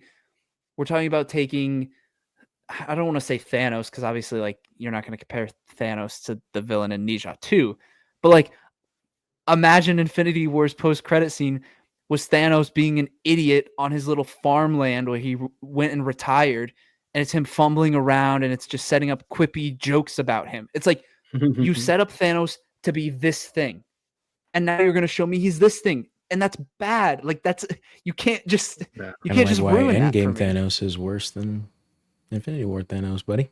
Well, topic for another day. We'll get into that at some point. But yeah, the topic today you didn't watch, so let us keep going. But you get what I'm saying, Aiden. It's like Yeah, I get what you mean. Yeah, and sure, I agree.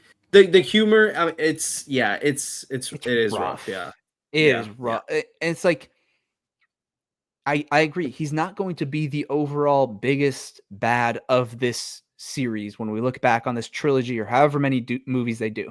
We're not going to look at him in that light. That doesn't mean they didn't butcher him. That doesn't mean that didn't seriously negatively affect who he is as a character, which it did, in my opinion.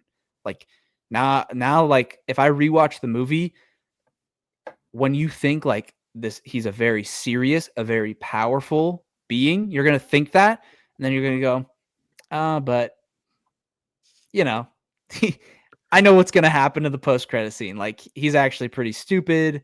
Like I don't know. I'm a lot more I'm forgiving. Maybe I'm a lot more forgiving towards it. It doesn't really affect me to that extent. It didn't ruin his character really at all for me. I can agree though that it is just a bad joke that goes on too long. I did laugh quite a bit whenever she starts smiling while doing it. I was like, all right, this is kind of funny.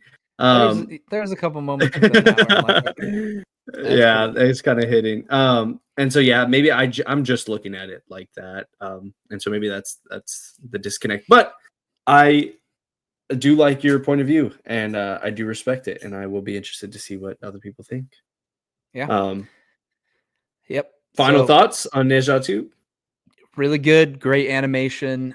I will probably rewatch it in the future once it's like released digitally or physically or whatever with a group of friends who I think would probably be really into it.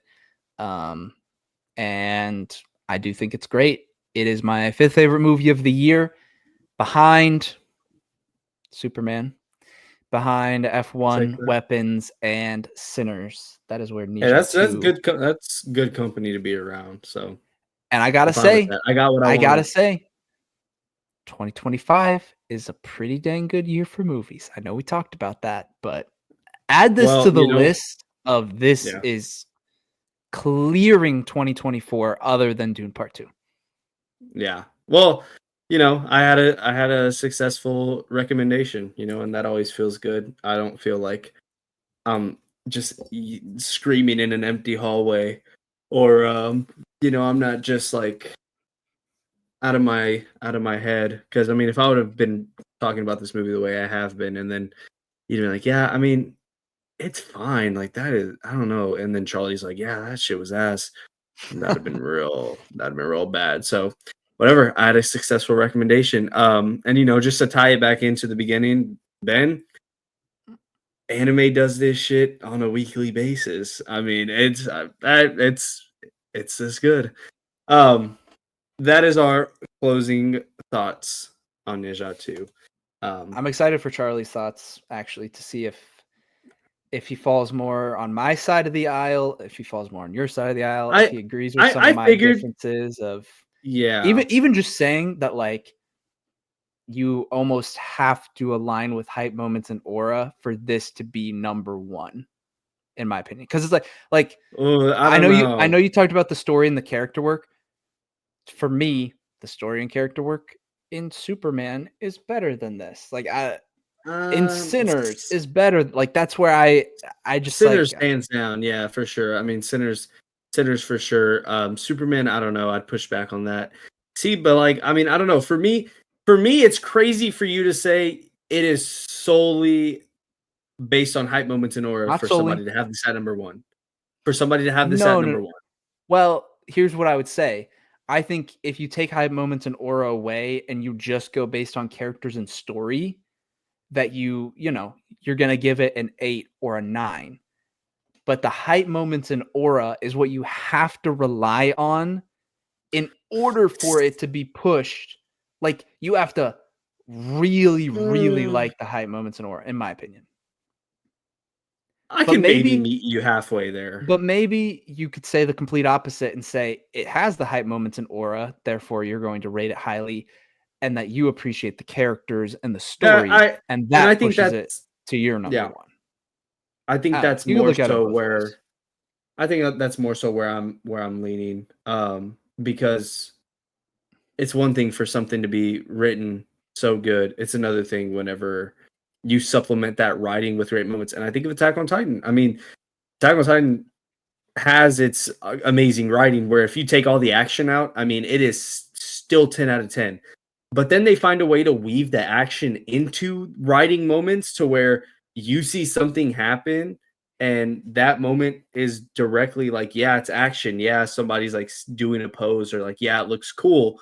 But like everything behind why they're doing that makes it that much better. That's where I'm attacking it from.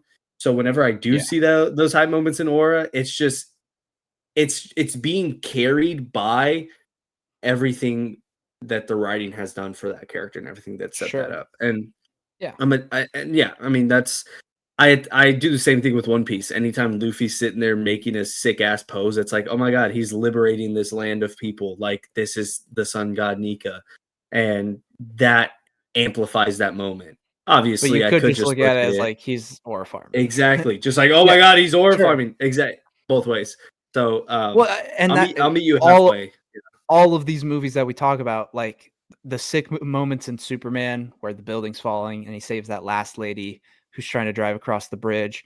It's like, yeah, he flies up out of the dust and the music hits, and you could say, oh, that's hype moments in Aura, which it is. But you could also say that that character moment for Superman and his attentiveness to saving everybody, saving the squirrel, whatever, like that ties into more things than just being a cool moment. It's also a cool moment.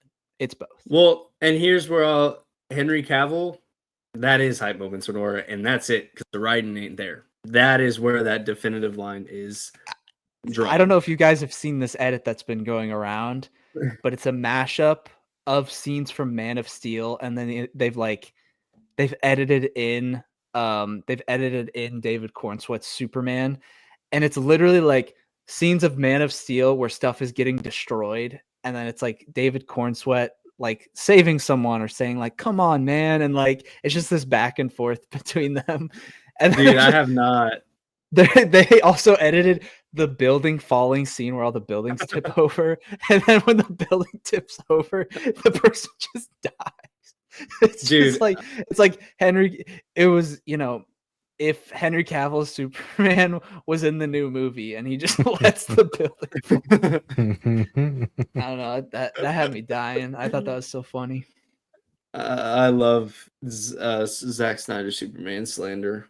I'm not going to say Henry Cavill slander because, well, I don't know. I've heard some conflicting things about him. Anyways, on to our next topic. Fallout's still your number one at Mission Impossible, buddy. Calm down. That's Who's this not a man hot talking take. to? That's I'm not a not hot saying take. I'm not saying it's a hot take. I'm just saying he's talking about Henry Cavill. Like, come on, bro. Don't Is act he like the you're best? not Is he gonna- the best part of that movie? I would say he's probably one of the best villains of the franchise. I feel like you guys wouldn't put I put agree it up with that. where. Yeah, okay, then there you go. Well, yeah, you- he's also one of 7 villains in the franchise. So I mean, come on. You also Seven's a lot. There's more than 7. There's multiple. In some Okay, movies. even more then. Oh, Gabriel's in the last 2. That's so unfair. Like, what are we doing? But True. I mean, you could have replaced Henry Cavill with plenty of other actors. It's not Henry Cavill that carries it. Although I say that, but I'll backpedal a little bit. I can't really picture many other people in the bathroom, rolled up sleeves, hitting the fist reload. I can't. That's Henry Cavill to me. But like, I don't know. If it was someone else, then I'd probably see that as well. I don't know. On to our next topic, which is not Henry Cavill, actually, everybody. It is Peacemaker Season 2 has begun. We have gotten the first episode. We have all watched the first episode. I have only watched the second episode. These two have not. So I'll give some brief thoughts on that at the end and whenever we wrap up. But as for Peacemaker Season 2 beginning, Peacemaker Episode 1, everybody's instant reaction. Everybody gets to participate. Your thoughts on Peacemaker Season 2, Episode 1 in 3, 2, 1. Yeah. Why is he clapping? He just absolute banger. Well, let's just be clear though. Banger. Granted, he's not talking about. No. I'm talking about. Yeah, you're just talking about episode 1. Out him. But I just want to say before we started recording, episode 2, hot mid. Like, what do we? That's what I said. Okay.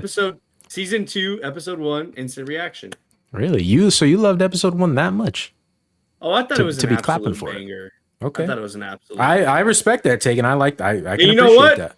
I think the intro is an absolute banger. I think it's a phenomenal intro. Ooh. Yep. I don't think it's bad, but it's not as good as season 1. I think it's great. It's nowhere near. Like if we're talking on a point scale, it's multiple points below season 1's intro. Nah, I'd agree with that. If it's honestly, for me, it's the song choice more than anything. Song choice is huge. The song choice is amazing. I cannot even hear in my head right now, trying to think about it. I do not know what the season 2 intro song is. I'm not. I can, but in fairness, also. To your right. Okay, you just watched episode 2, buddy. That is not triggering anything in my brain. I'm not even trolling. It's not. Well, yeah, you watched one episode 1 week ago. Come on. Yeah, that's what I was gonna say. Like you only seen one episode versus like you have an entire season of season 1 to remember. Well, that was also and, like, such a moment. Like this is so unfair to judge. That was such a Peacemaker. Great. Oh, cool, fun, catchy song. This is awesome. He does another cool, fun, catchy song, and everyone's like, "This shit's mid, not the same. Don't change it." It's like this is this is a better song. A better song just by itself, not intro song, not Peacemaker song. A better song compared to the Peacemaker intro song. This one is better. Like you just listen to this song more so than the like if you're just driving, you'd listen to this song over the season. I think it's a better song. That's neither here nor there. As an intro song, obviously the first one is a classic. It's the best. But I think to say, this is bad, which I know that's not inherently what y'all are saying. For someone to say it's bad or that it's dumb or like, oh, they should have kept the first one. Why? I mean, switch it up. I still think this one's cool. Yeah. Here's the thing. Cool. Like you can say it's unfair and that like, oh, we would never be happy with it because we love the season 1 intro. It's like that can be true, but it also can be true that like we like the season 1 intro and we're going to compare it against it. And if we don't like this one as much, we don't like it. That's going to happen no matter what. Like, at some point you can't just it's not a defense of it to say, well, we liked season 1, so we were going to be happy. It's like, that doesn't make this one good or bad.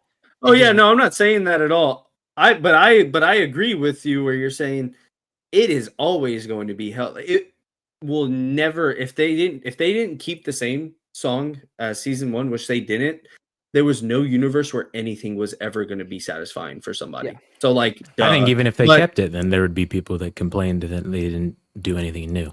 I agree with that too. Yeah. I mean, I'm still in the camp of it ain't broke, don't fix it. And I was actually looking forward to watching it and seeing it and hearing it again. But I think the song in there is an absolute banger. And I think as we get deeper in the season, a lot of people are going to be like, you know what? This song is actually pretty good. And I'm going to be like, bro, I'm trying to tell you, it is a good intro song. And I will give you that as well. I absolutely think all of us will be more on board with it as time goes on. And we get episodes every single week. 100%. I think we'll be more on board with it. But I think just because the first season was such like I don't want to say it was a surprise moment to have that dance intro, but it kind of was a surprise moment. A thing that you didn't expect that was so charming and awesome about the show that inherently this will never have that feeling. Yeah, that's what I was going to say too. It can never reach how special it lost before it began because we were expecting it this time. So yeah. Episode 1 thoughts. Yes, I thought it was an absolute banger. I think this is a fantastic way to start off the season. I love getting to the end of an episode of something and just being like, oh my God, where do you go here? And like theorizing and thinking like how many different avenues they can take this. So I was all for it. They didn't need to do anything crazy for me to be bought in, and they still did. And so I thought that was really cool. I think episode 2 supplements that a little bit with some more of those like old characters that we haven't seen in a while and like that feeling that they brought from season 1. So I think those two as a pair are really good. But yes, the first episode bringing in those moments of like Peacemaker as a character Chris Smith as a person and like all of the battles and messed up, tormented stuff he's had to go through. Also, I just want to take a moment. The Hollywood Reporter, John Cena, number 3 in wrestlers turned actors, bro. Who below what was 1 and 2? Dwayne Johnson was number 2. Dave Bautista number 1. Okay, I think it's between Dave Bautista and John Cena. I think Dave Bautista should take John Cena over 1. I think you put John Cena over Bautista. Really? Okay, that's I see over Bautista. I think that's a fair take. I would probably put Bautista over John Cena, but Dwayne Johnson should not be above any of them. Like, that is insane. Dwayne Johnson was number 2 and John Cena was number 3 for the Hollywood Reporters ranking. Crazy. That is insane. That is insane. I do think that Dwayne Johnson could have been number 1 if he didn't star in 100 trash action movies. I think I think he has the capability acting wise to actually become a good actor if he was given better roles and better projects. We're about to find out. We're about to find out. The Smashing Machine. No. Well, the Safdie brothers are going head to head because it's Ben Safdie with the Smashing Machine, and then it's Josh Safdie with Marty. So this will be a real. Yeah, well, that's what I'm saying. Like, he's getting the Smashing Machine, which, like, from the trailer, it's one of the more serious roles that he's done. But I'm saying, like, if he had not just become a typical cast in any typecast action movie star, and he was doing more things like the Smashing Machine or other more serious roles throughout his career, absolutely I think he would be in the conversation of could he be number 1. Obviously we don't live in that world. I think I just don't. Have I ever even seen Dwayne Johnson cry on screen? Like, that's what I'm trying to, like, have I ever seen him actually, like, show a moment of emotion? Clearly never seen the 2018 movie Skyscraper. I actually watched Skyscraper last year for the first time, and I don't remember him crying. He cried in that? No, I don't think so. I was gonna say, dude, no way. And like, I don't know. There's all these discussions. Like, I remember there were rumors about him and Vin Diesel having problems with each other because both of they have to be the macho man on set kind of thing. Their character has to be macho kind of thing. I don't know how true any of that is. Well, do you know about? I don't know if this is a rumor, so I might just be spewing here. But do you know about what is rumored to be in Vin Diesel's and Dwayne Johnson's contract? That they can't lose? Is that what it is? Can't lose, and that's measured based on like how many hits their character takes in comparison to who they're fighting. Like, what? And so like them fighting each other is a problem. Because how do you do that? But like, no, that is a thing in some of their contracts for like Fast and Furious or other action movies. It's like they have to be the action star. That's the, like, so like stuff like that. Like, I hear what you're saying, right? Like, maybe if he had taken more serious roles, but just even then, like, I just don't know if he has the chops for it. Obviously, we'll see with the Smashing Machine, maybe if he really does. But like, I haven't seen him do anything other than like smug, funny guy. Maybe Central Intelligence, where he's kind of like a wimpy turned macho, smug, funny guy. But like, dude, what about the best performance of his life, Black Adam? That's all right, buddy. Okay. As for he has it on DVD. I already know that's what he's going to grab. If you have Black Adam, Benjamin. I don't have Black Adam. Okay. Good. You shouldn't. I just push back on the Dwayne Johnson. I don't think Dwayne Johnson could be up there. Sure, it's possible in some world where he went to acting classes for I don't know, a year and then came back to the industry, but like, I don't think he has those acting chops. Yeah, I also think I think John Cena is easily what. This man, somebody take for audio listeners. Away. He just threw up his copy of Skyscraper on Blu-ray to show the podcast. He's in this Jumanji. Yes. Let's just not talk about any of these movies, please. It's just okay. Well, can we please talk about the best wrestler turned actor and his TV show now. It's like he's filming his classic try to get an average Rotten Tomato score video or whatever. This is a big deep cut. His smashing all the DVDs the smashing at the same time. Anyways, that video got plagiarized. Peacemaker. Every popular video does, brother. That's how you know you did good. Can we? I know we've talked about it for a little bit. You didn't start that, did you? I didn't start, satisfying noises, but maybe I did with Blu-ray specifically. No, I thought you were saying it got plagiarized because you did it first. No, because my literal video got ripped and put on YouTube Shorts by someone else. But yeah, that's happened. Yeah. Can we talk about the boycott? The little DC rewrite? Jarvis, enhance Aiden's cam right now. Murder your thirst. Oh, that's what he's talking about. That's funny. I thought that boy was trying to get a little sneak peek. Jarvis. Jarvis. I think he was. I think that's what he was trying to do. Anyways, yes, the that's why that's why I texted and said make sure you watch the previously on. Which have you guys ever not? Literally every single show, unless I just for the beginning of a season. Yeah, but no, even so, like I haven't seen Peacemaker since it released, so I'm like, okay, catch me up. Like, that's what. But no, I think Aiden's like if you had done a rewatch of the series of season 1, would you still would have watched the previous? Here's how I view it. I view it kind of like Severance season 2, for example. Their previously ons are phenomenal.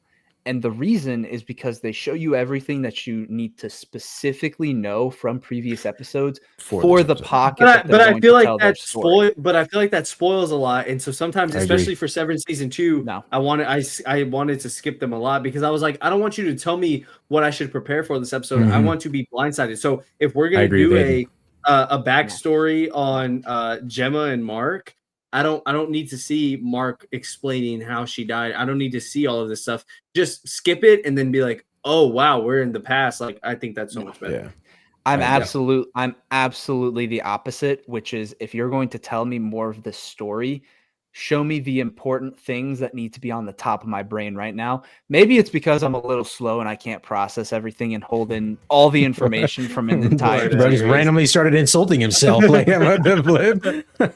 I'm being a little self-aware that like if I can't remember all of the details of something where I appreciate when they shove it in my face right before they're about to continue that storyline, that to me is like I would never remember certain little moments, little details that are actually really important in how they lead to the story that we're about to tell.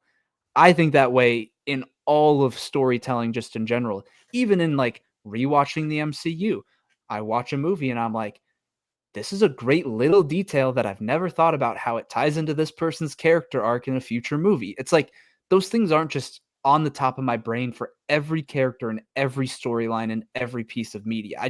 I can't keep track of all of that. So that's why I love recaps is like bring me into the moment that I'm supposed to be in and then continue that moment, tell that story, and I'm there for it. I can see that. Enough. I still disagree. Yeah, fair enough. But fair enough. But I don't see it that way, I guess. But yes, the great retcon.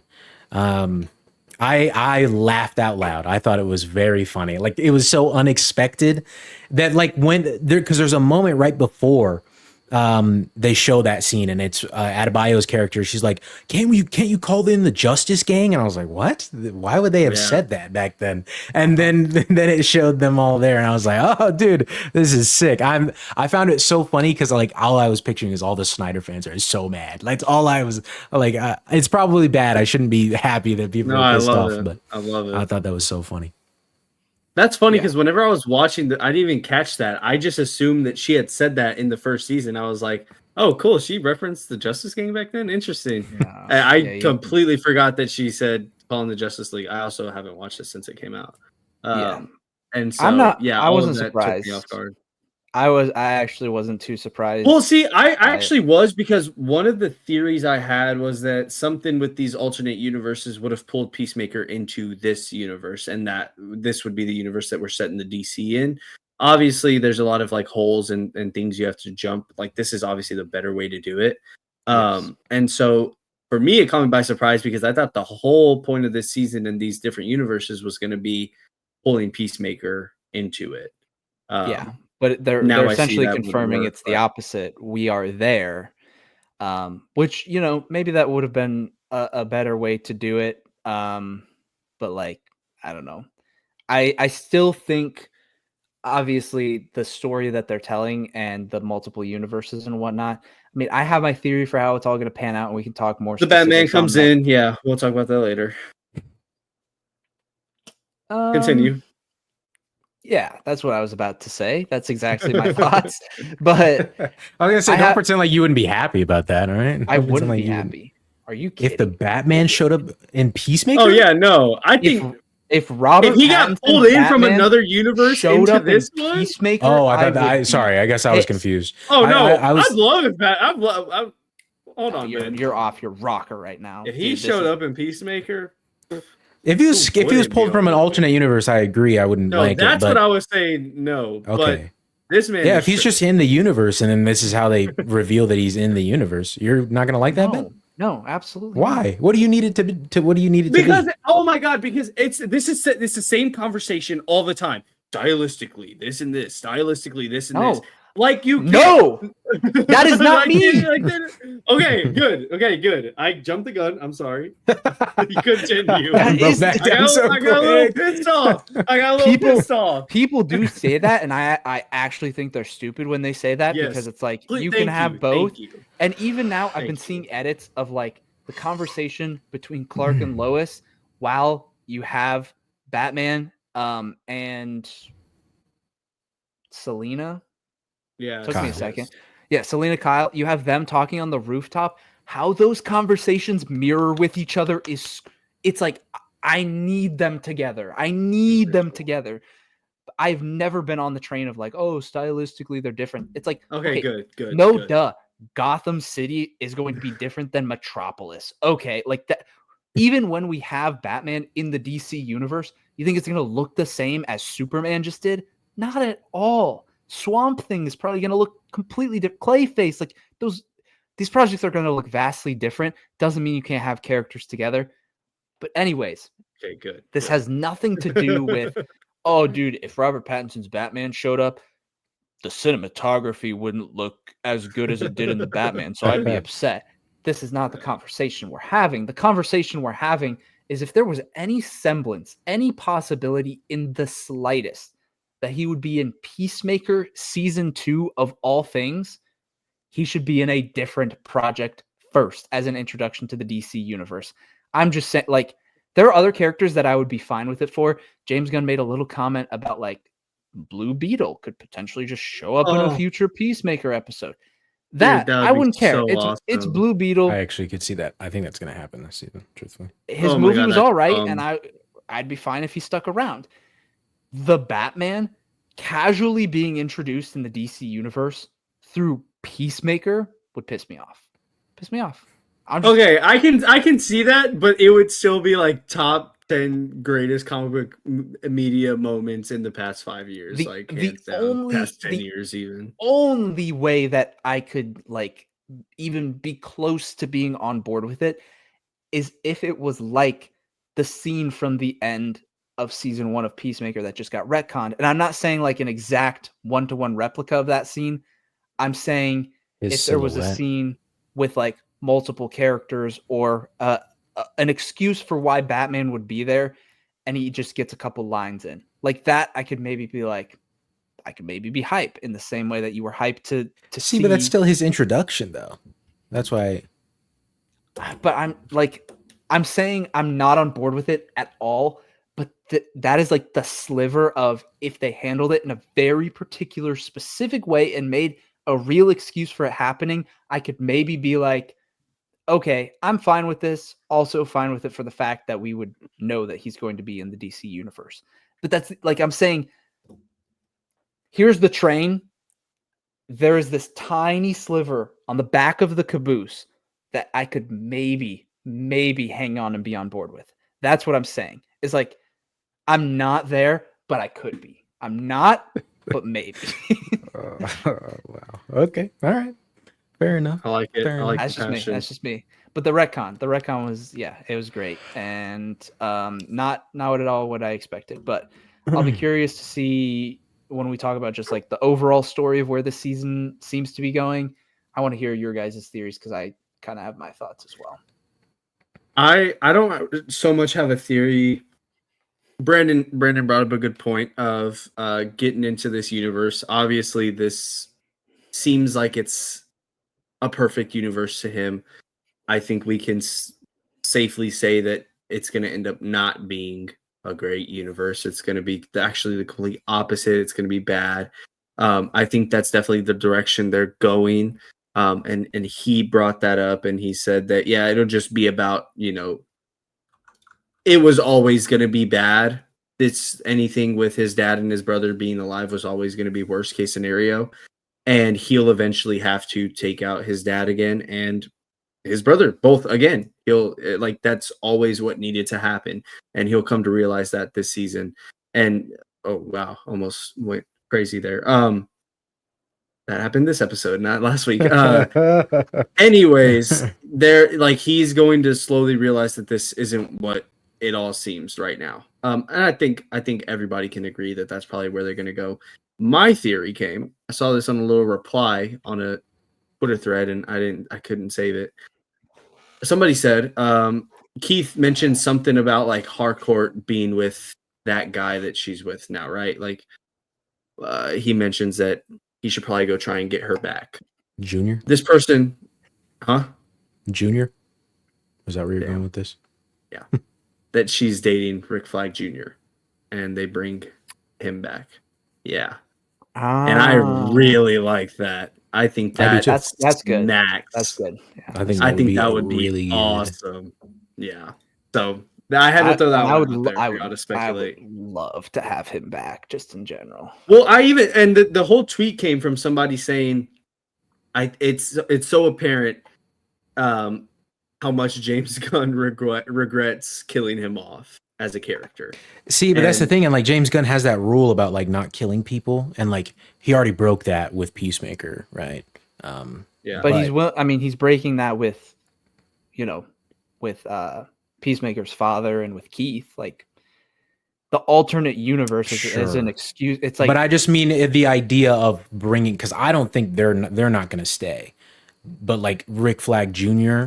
and Rick Flag Sr. is going to want Rick Flag Jr. still again. Like that's his whole arc in this season is going to revolve around his son and what he did there. So like I don't know. I'm throwing a lot of things out there that might not happen, but maybe it's just because I haven't talked to anybody about this season. Like none of my friends have watched it at this point. But like I thought that I was kind of cooking with some of my theories about like Rick Flag Sr.'s involvement and how that ties into, the different universes and him watching Peacemaker. And then of course, Peacemaker thinking he's in this perfect world. I've heard the theory online that like in this perfect world, just all of them were racist and that's why they get along, which I think is kind of funny, but I don't think will be the route that they go. Cause then, it's just kind of the same deal of like kill your racist father or whatever. But I thought I was kind of cooking with some of my theories. Turns out I just need to be on Twitter more. I guess because dude, they jumped the gun on everything. Who's to say you won't still be right, man? Come on. Well, I'm not saying that I won't be right. I'm just saying that like all of the things that I thought about like on my own, where I'm like, oh, I have theories for like different people's involvements in this universe hopping storyline, and it's like people have already worked. People have already worked that out. Yeah. Oh. I didn't. Yeah. Like, well, I cooked, but there were other chefs in the kitchen, and I wasn't paying attention. I used to think that, like, back before I got TikTok, like I used to think I was like one of the biggest Marvel fans probably in the country. I was like, dude, nobody's got it like me. When I get on TikTok, bro. That's called narcissism. It's called ego. I don't know if Dude, you're doing the same thing with your Peacemaker takes, bro. Calm down, all right? Calm down, buddy. Calm your Ego. ass down. what. All right. This guy, bro. This guy. I wasn't even saying that I had like the best takes. I was just saying like I came up with my own theories, which everybody does, but it just turns out that lots of other people. I mean, I'm being herded in. And you thought they I'm were just a really good sheep. theories, but then everybody else has the same theories as you. It's the same problem, buddy. But it's all right. Whatever. I specifically wanted to talk about Call him a hardcore. beta. Call him a beta. I specifically wanted to talk about Hardcourt, and I think that what they're setting up with their storyline in season 1, I think is really, really good, and I'm very, very excited. To Really, see I where have that goes. no interest so far in like, I don't know. It's Really? just not. I more want to explore Chris and this alternate universe, but that's like the only thing. Like, I'm struggling. Really? I'm struggling to really care too much about even Vigilante to an extent. He didn't really get much in episode 1, so that's fair. He didn't get much in episode 1? 2. Like, let's be real. As far as the story arc goes, not really. Yeah, he does really. Like, I love Vigilante as a character. I think, and Freddie Stroma, he's phenomenal as that character. Good, But like, I've never thought of Vigilante as like he needs a character arc or a storyline of any kind. He's very much a B team player who just pushes the story along and is funny. He's a dumb. No, I don't know. Maybe it's just because it's like, okay, I've been so far removed from this first episode, second episode back in. I don't know. I'm just struggling to really care a lot about her at this moment. I care a lot more about Adebayo and Economos than I do about her. Also, this is a little sidebar, but I'm gonna throw this out here in case I forget to say it later. Humor is just not working for me at all. At all. It's not working for me. I didn't laugh, I don't think, a single time. In episode 1. Yeah. Episode 2 also. But episode 2, there's a moment where he says instead of calling him Economos, he says Econogoat. What's up? And that was pretty funny. Econogoat. That was pretty funny. That had me dying. But anyways, yeah, no, I don't. The humor so far, it's just, I don't know, not great. I mean, I think for me at least, it was just as hit or miss as the other R-rated James Gunn projects. Yes, just as much as Peacemaker season 1, just as much as the Suicide Squad. Well, and that's what Brandon said, because I brought that same thing up to him, and he said, well, I've always felt like James Gunn's humor when it comes to rated R projects, is it ever really that great? And I was like, I could have sworn season 1 was like so much funnier, and he was like, was it though? Like, yeah. And I thought about it a little bit, and I was like, damn, maybe he's cooking, because I laughed so many times during Superman. I was like, well, like PG-13 it hits, and then just rated R it doesn't. Anyways, not to get us too far off topic, but Hardcourt, yes. Ben, I don't know if you were gonna build on that. I think I care about. I like the stuff with her and Chris, the little moment that they had, and I like how their stories are going to have a little bit of overlap, but I don't inherently have a reason to care about Hardcourt's individual story. I want to know, how does that play into the overall story or Chris's story? But when it's just, if we're just looking at her and what she's going through and dealing with, I don't want to say I don't care about it, but it is like so far down on the scale when it comes to the story overall. It's like, I almost need it to matter more, because right now it feels like it's detracting from the main storyline at this point. And I'm not saying that like right now, like I didn't watch episode 1 and go, dang, they focused too much on Hardcourt and not enough on stuff with Peacemaker. Not at all what I thought. It more so is, okay, she's clearly going to have a significant storyline in this season. they need to justify the time that we're spending with her. As long as they do that, I'll be fine with it. I can see that, and I think I agree 1,000%. Yeah, well, you guys don't like women-led stories, so that's not a surprise. Women-led stories. Look at this guy. I'm sorry. Pop quiz real quick. Okay. What is the thing that she is diagnosed with, that she struggles with in the first episode? Toxic masculinity. Oh, you got him. Got it. Yeah. What? All right, Charlie, what ready? was your point with that? Charlie, answer this in under 3 seconds. Ready? Name a woman. Jennifer Holland. Michelle Obama. Oh, I know you were saying Obama. Jennifer Holland. I knew you were gonna go there. It's so stupid. No, my only point with that, and it's a dumb point because it's a stupid topic of conversation, is like you brought up that it's you guys don't like female-led stories, and it's like, one, she's not the lead, and two, her whole thing is that she has toxic masculinity. It's like those things just don't really Exactly, really bro. You don't like women-led stories so much that even when she's a manly woman, you hate it, bro. You guys don't think Is that why I'm gonna watch The Summer I Turned Pretty? Then what are you gonna say?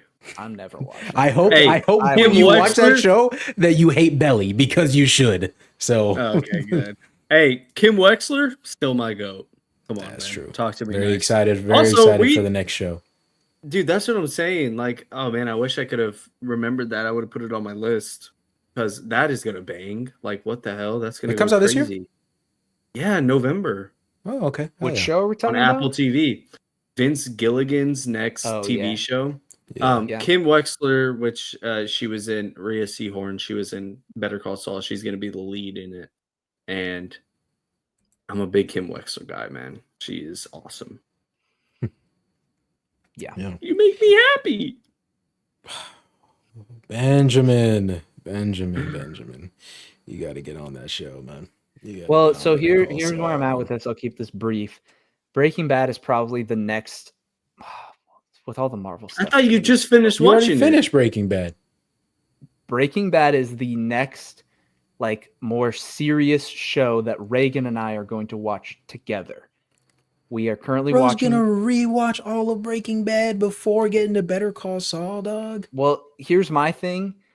I think knowing her, she would probably despise sitting through the first couple seasons of Better Call Saul.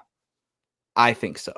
Really? She's high moments in Aura also? No. But I've heard that it takes a little bit of time to get into it. And season 3. So good. I don't know. It's like, I think it was like episode 2 for me. But granted, maybe it was because of how I felt about episode 1 character from Breaking Bad. Is one of the best pilots of all time. And was that speech in episode 1? What speech? The my son speech. Oh no, that was episode 3. Episode 3. Okay, that's when No, because we don't even. Is it when season 2? Oh yeah, because it ends. The season 1, that cliffhanger is the other breaking. Yeah. Mm-hmm. There's 2 cliffhangers, and then episode 3 is whenever we get the big. But episode 1's phenomenal because it's just the introduction to Jimmy, and it's a completely different. Anyways, but I think the first couple seasons are still amazing. They're very slow, but the stuff that they expand on is like just as rich as everything else in the show. But yeah, I see what you mean. I think it'll be my thing. I just don't like. So what I'm contemplating right now is, I want to finish The Bear. I know I've been saying this. I want to finish The Bear, and I've got a couple others on the list, but it's like, do I just rip Better Call Saul on my own, or do I save it to watch it after the Breaking Bad rewatch? And it's like, I don't think I want to wait that long to watch Better Call Saul, especially because like we're watching through Lost. That's going to take so long to get through. And then we're also doing stuff like concurrently with that. So like we watched The Office. We're going to do Parks and Rec when we only have like less time. We're also going to do the Marvel shows. It's like, I'm probably just going to have to rip it at some point. and that's just the way it Rip is. it and dip it, brother. Yep. Yeah, I think but that's you will. what I definitely, I absolutely want to watch it very, very soon. But let's be real, I will probably end up watching the new show coming out on Apple TV before I'll watch Better Call Saul. Because That's that'll fine. definitely be something that we cover and watch Yeah. each Sure. season and talk about yeah. it. So. I cannot freaking wait for that. Anyways, back to Peacemaker.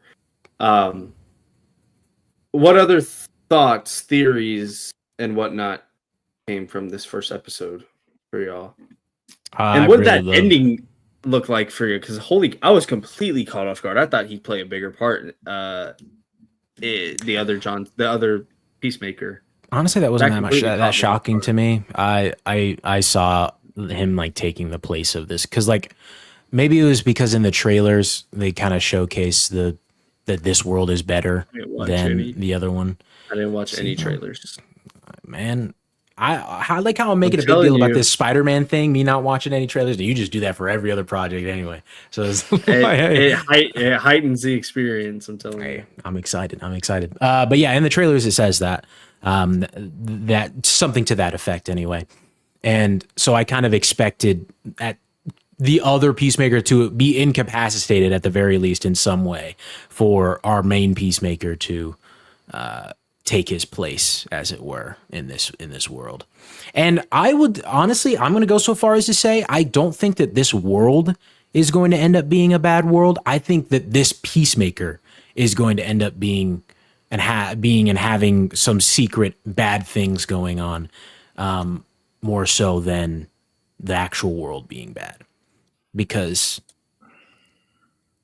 I understand what you guys are saying for the overall conflict of the story.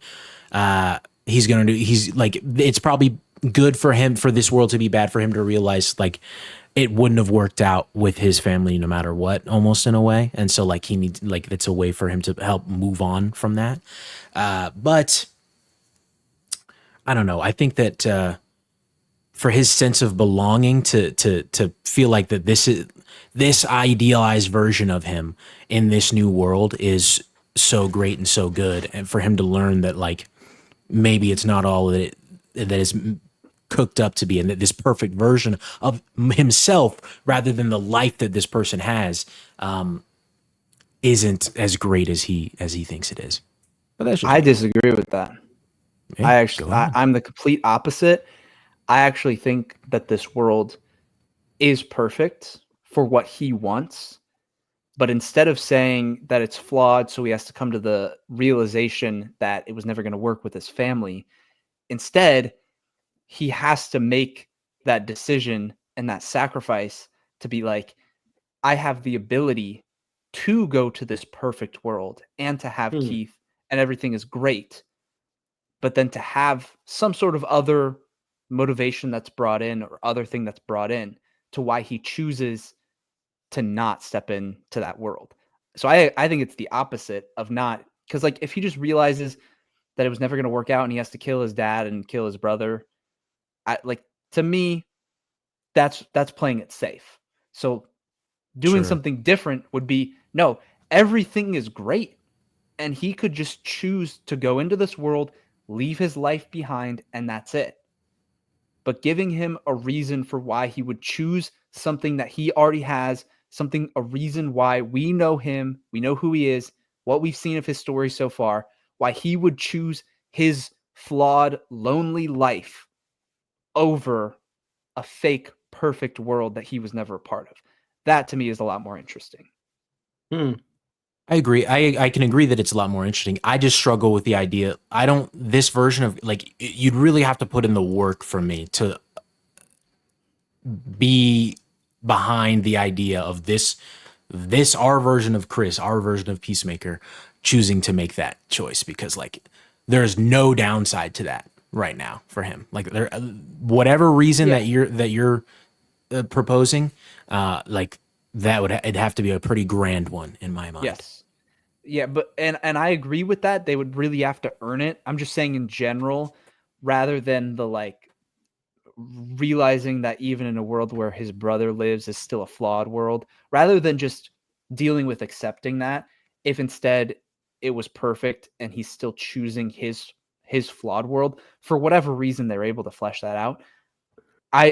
To me, that's the route that I hope that they go, because it's like, if they can justify that, then they not only gave us the more interesting story, but that also just heightens, I think, everything with the character work. It's like, if they can get to the point where that works, they clearly cooked. They clearly have to cook to get to that point. Whereas, like, if you're just doing his dad and brother are still crappy people and he still has to kill them at some point, and that world is terrible, like, it's almost a little cookie cutter at that point, in my opinion. Like, we kind of we can see where the season is going at that point, versus like writing a situation and deeper character rooted motivations for why he will make the ultimate choice, which we'll get that at some point in this season, I think, of like, is the door to this universe going to close, and is he going to walk through it? I think we'll get that.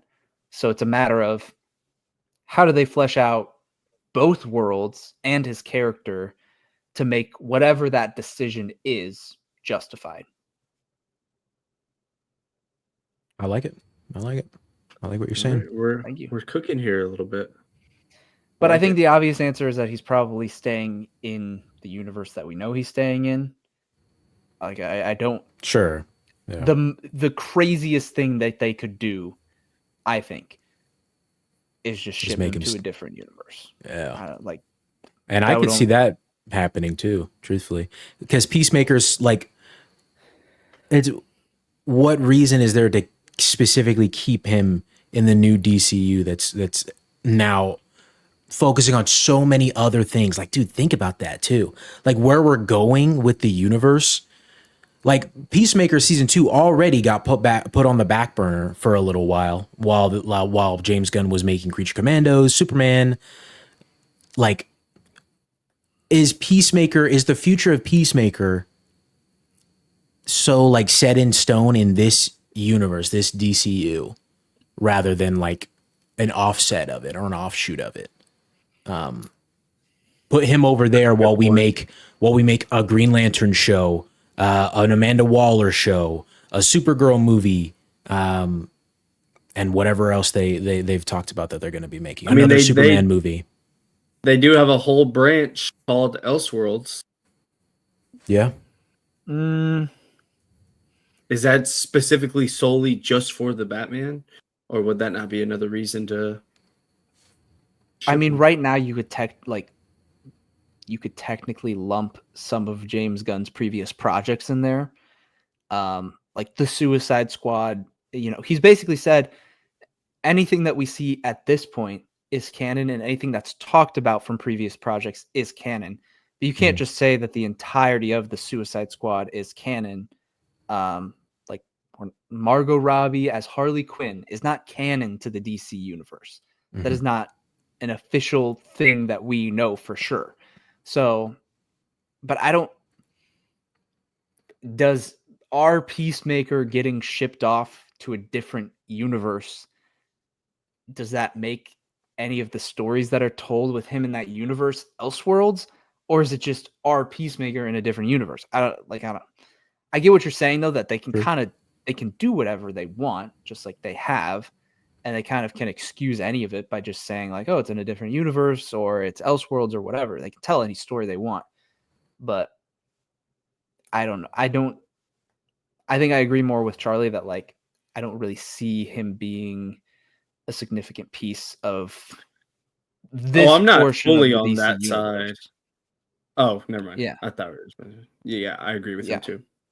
Yeah, I just I think pieces of what happened in this season will be really important.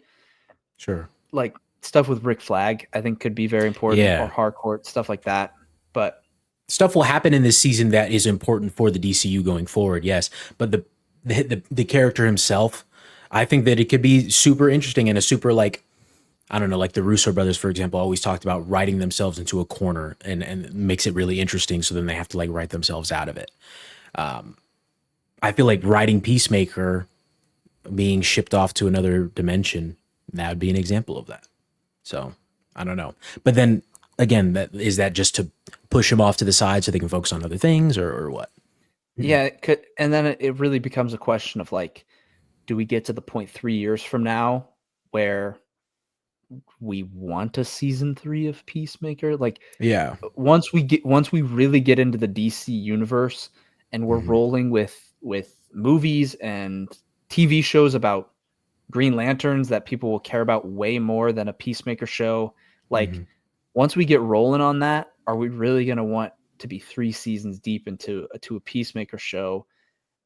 Like I don't know. I think at some point it will become hard to justify in comparison to everything else. Peacemaker was great for the time that it came out because you had the Suicide Squad and Peacemaker. We didn't know the future of the DC universe, and that was great for it being its own thing. But now we're at the point where all of these decisions really matter, and all of these projects really matter. So, are you going to put stock into Peacemaker compared to something else? And I don't think I want that. The future is very uncertain for Peacemaker, I think, after this season. Yeah. Well, we still have a lot of season to go. We still have a lot of huge cameos at the end of the season to uncover and see how they all tie in and play out. And so it'll be an interesting next couple months. I'm real excited for those final 3 episodes to see how it all shakes out and what they include and what they don't. I wish how crazy they are because he didn't show them to anybody. Yeah. I also wish I honestly didn't even hear about this. Yeah, that was yesterday. The press only got to see like 5 or 6 episodes. Oh, when you said anyone, I thought you meant like even some of the people like producing or writing the show or whatever. Like that's what he said. No, he said that. He said that he didn't even let his assistant or whatever somebody watch them. Yeah, he said that on the red carpet for the show. Also, Aiden, I was going to say this earlier, but I wouldn't describe this show as like a funny show, but I would describe it as a fun show. Like it's enjoyable to watch, but it's not like super well thought out and written jokes. That's how I view it. I think it tries too hard, definitely. 100% tries too hard. Well, we can agree on that for sure. I mean, the scene that happened in the middle of the episode, like, okay. Yeah. I mean, did you guys see my cameo? Like, I don't know. Oh my god. Oh yeah, the really tiny small one in the back.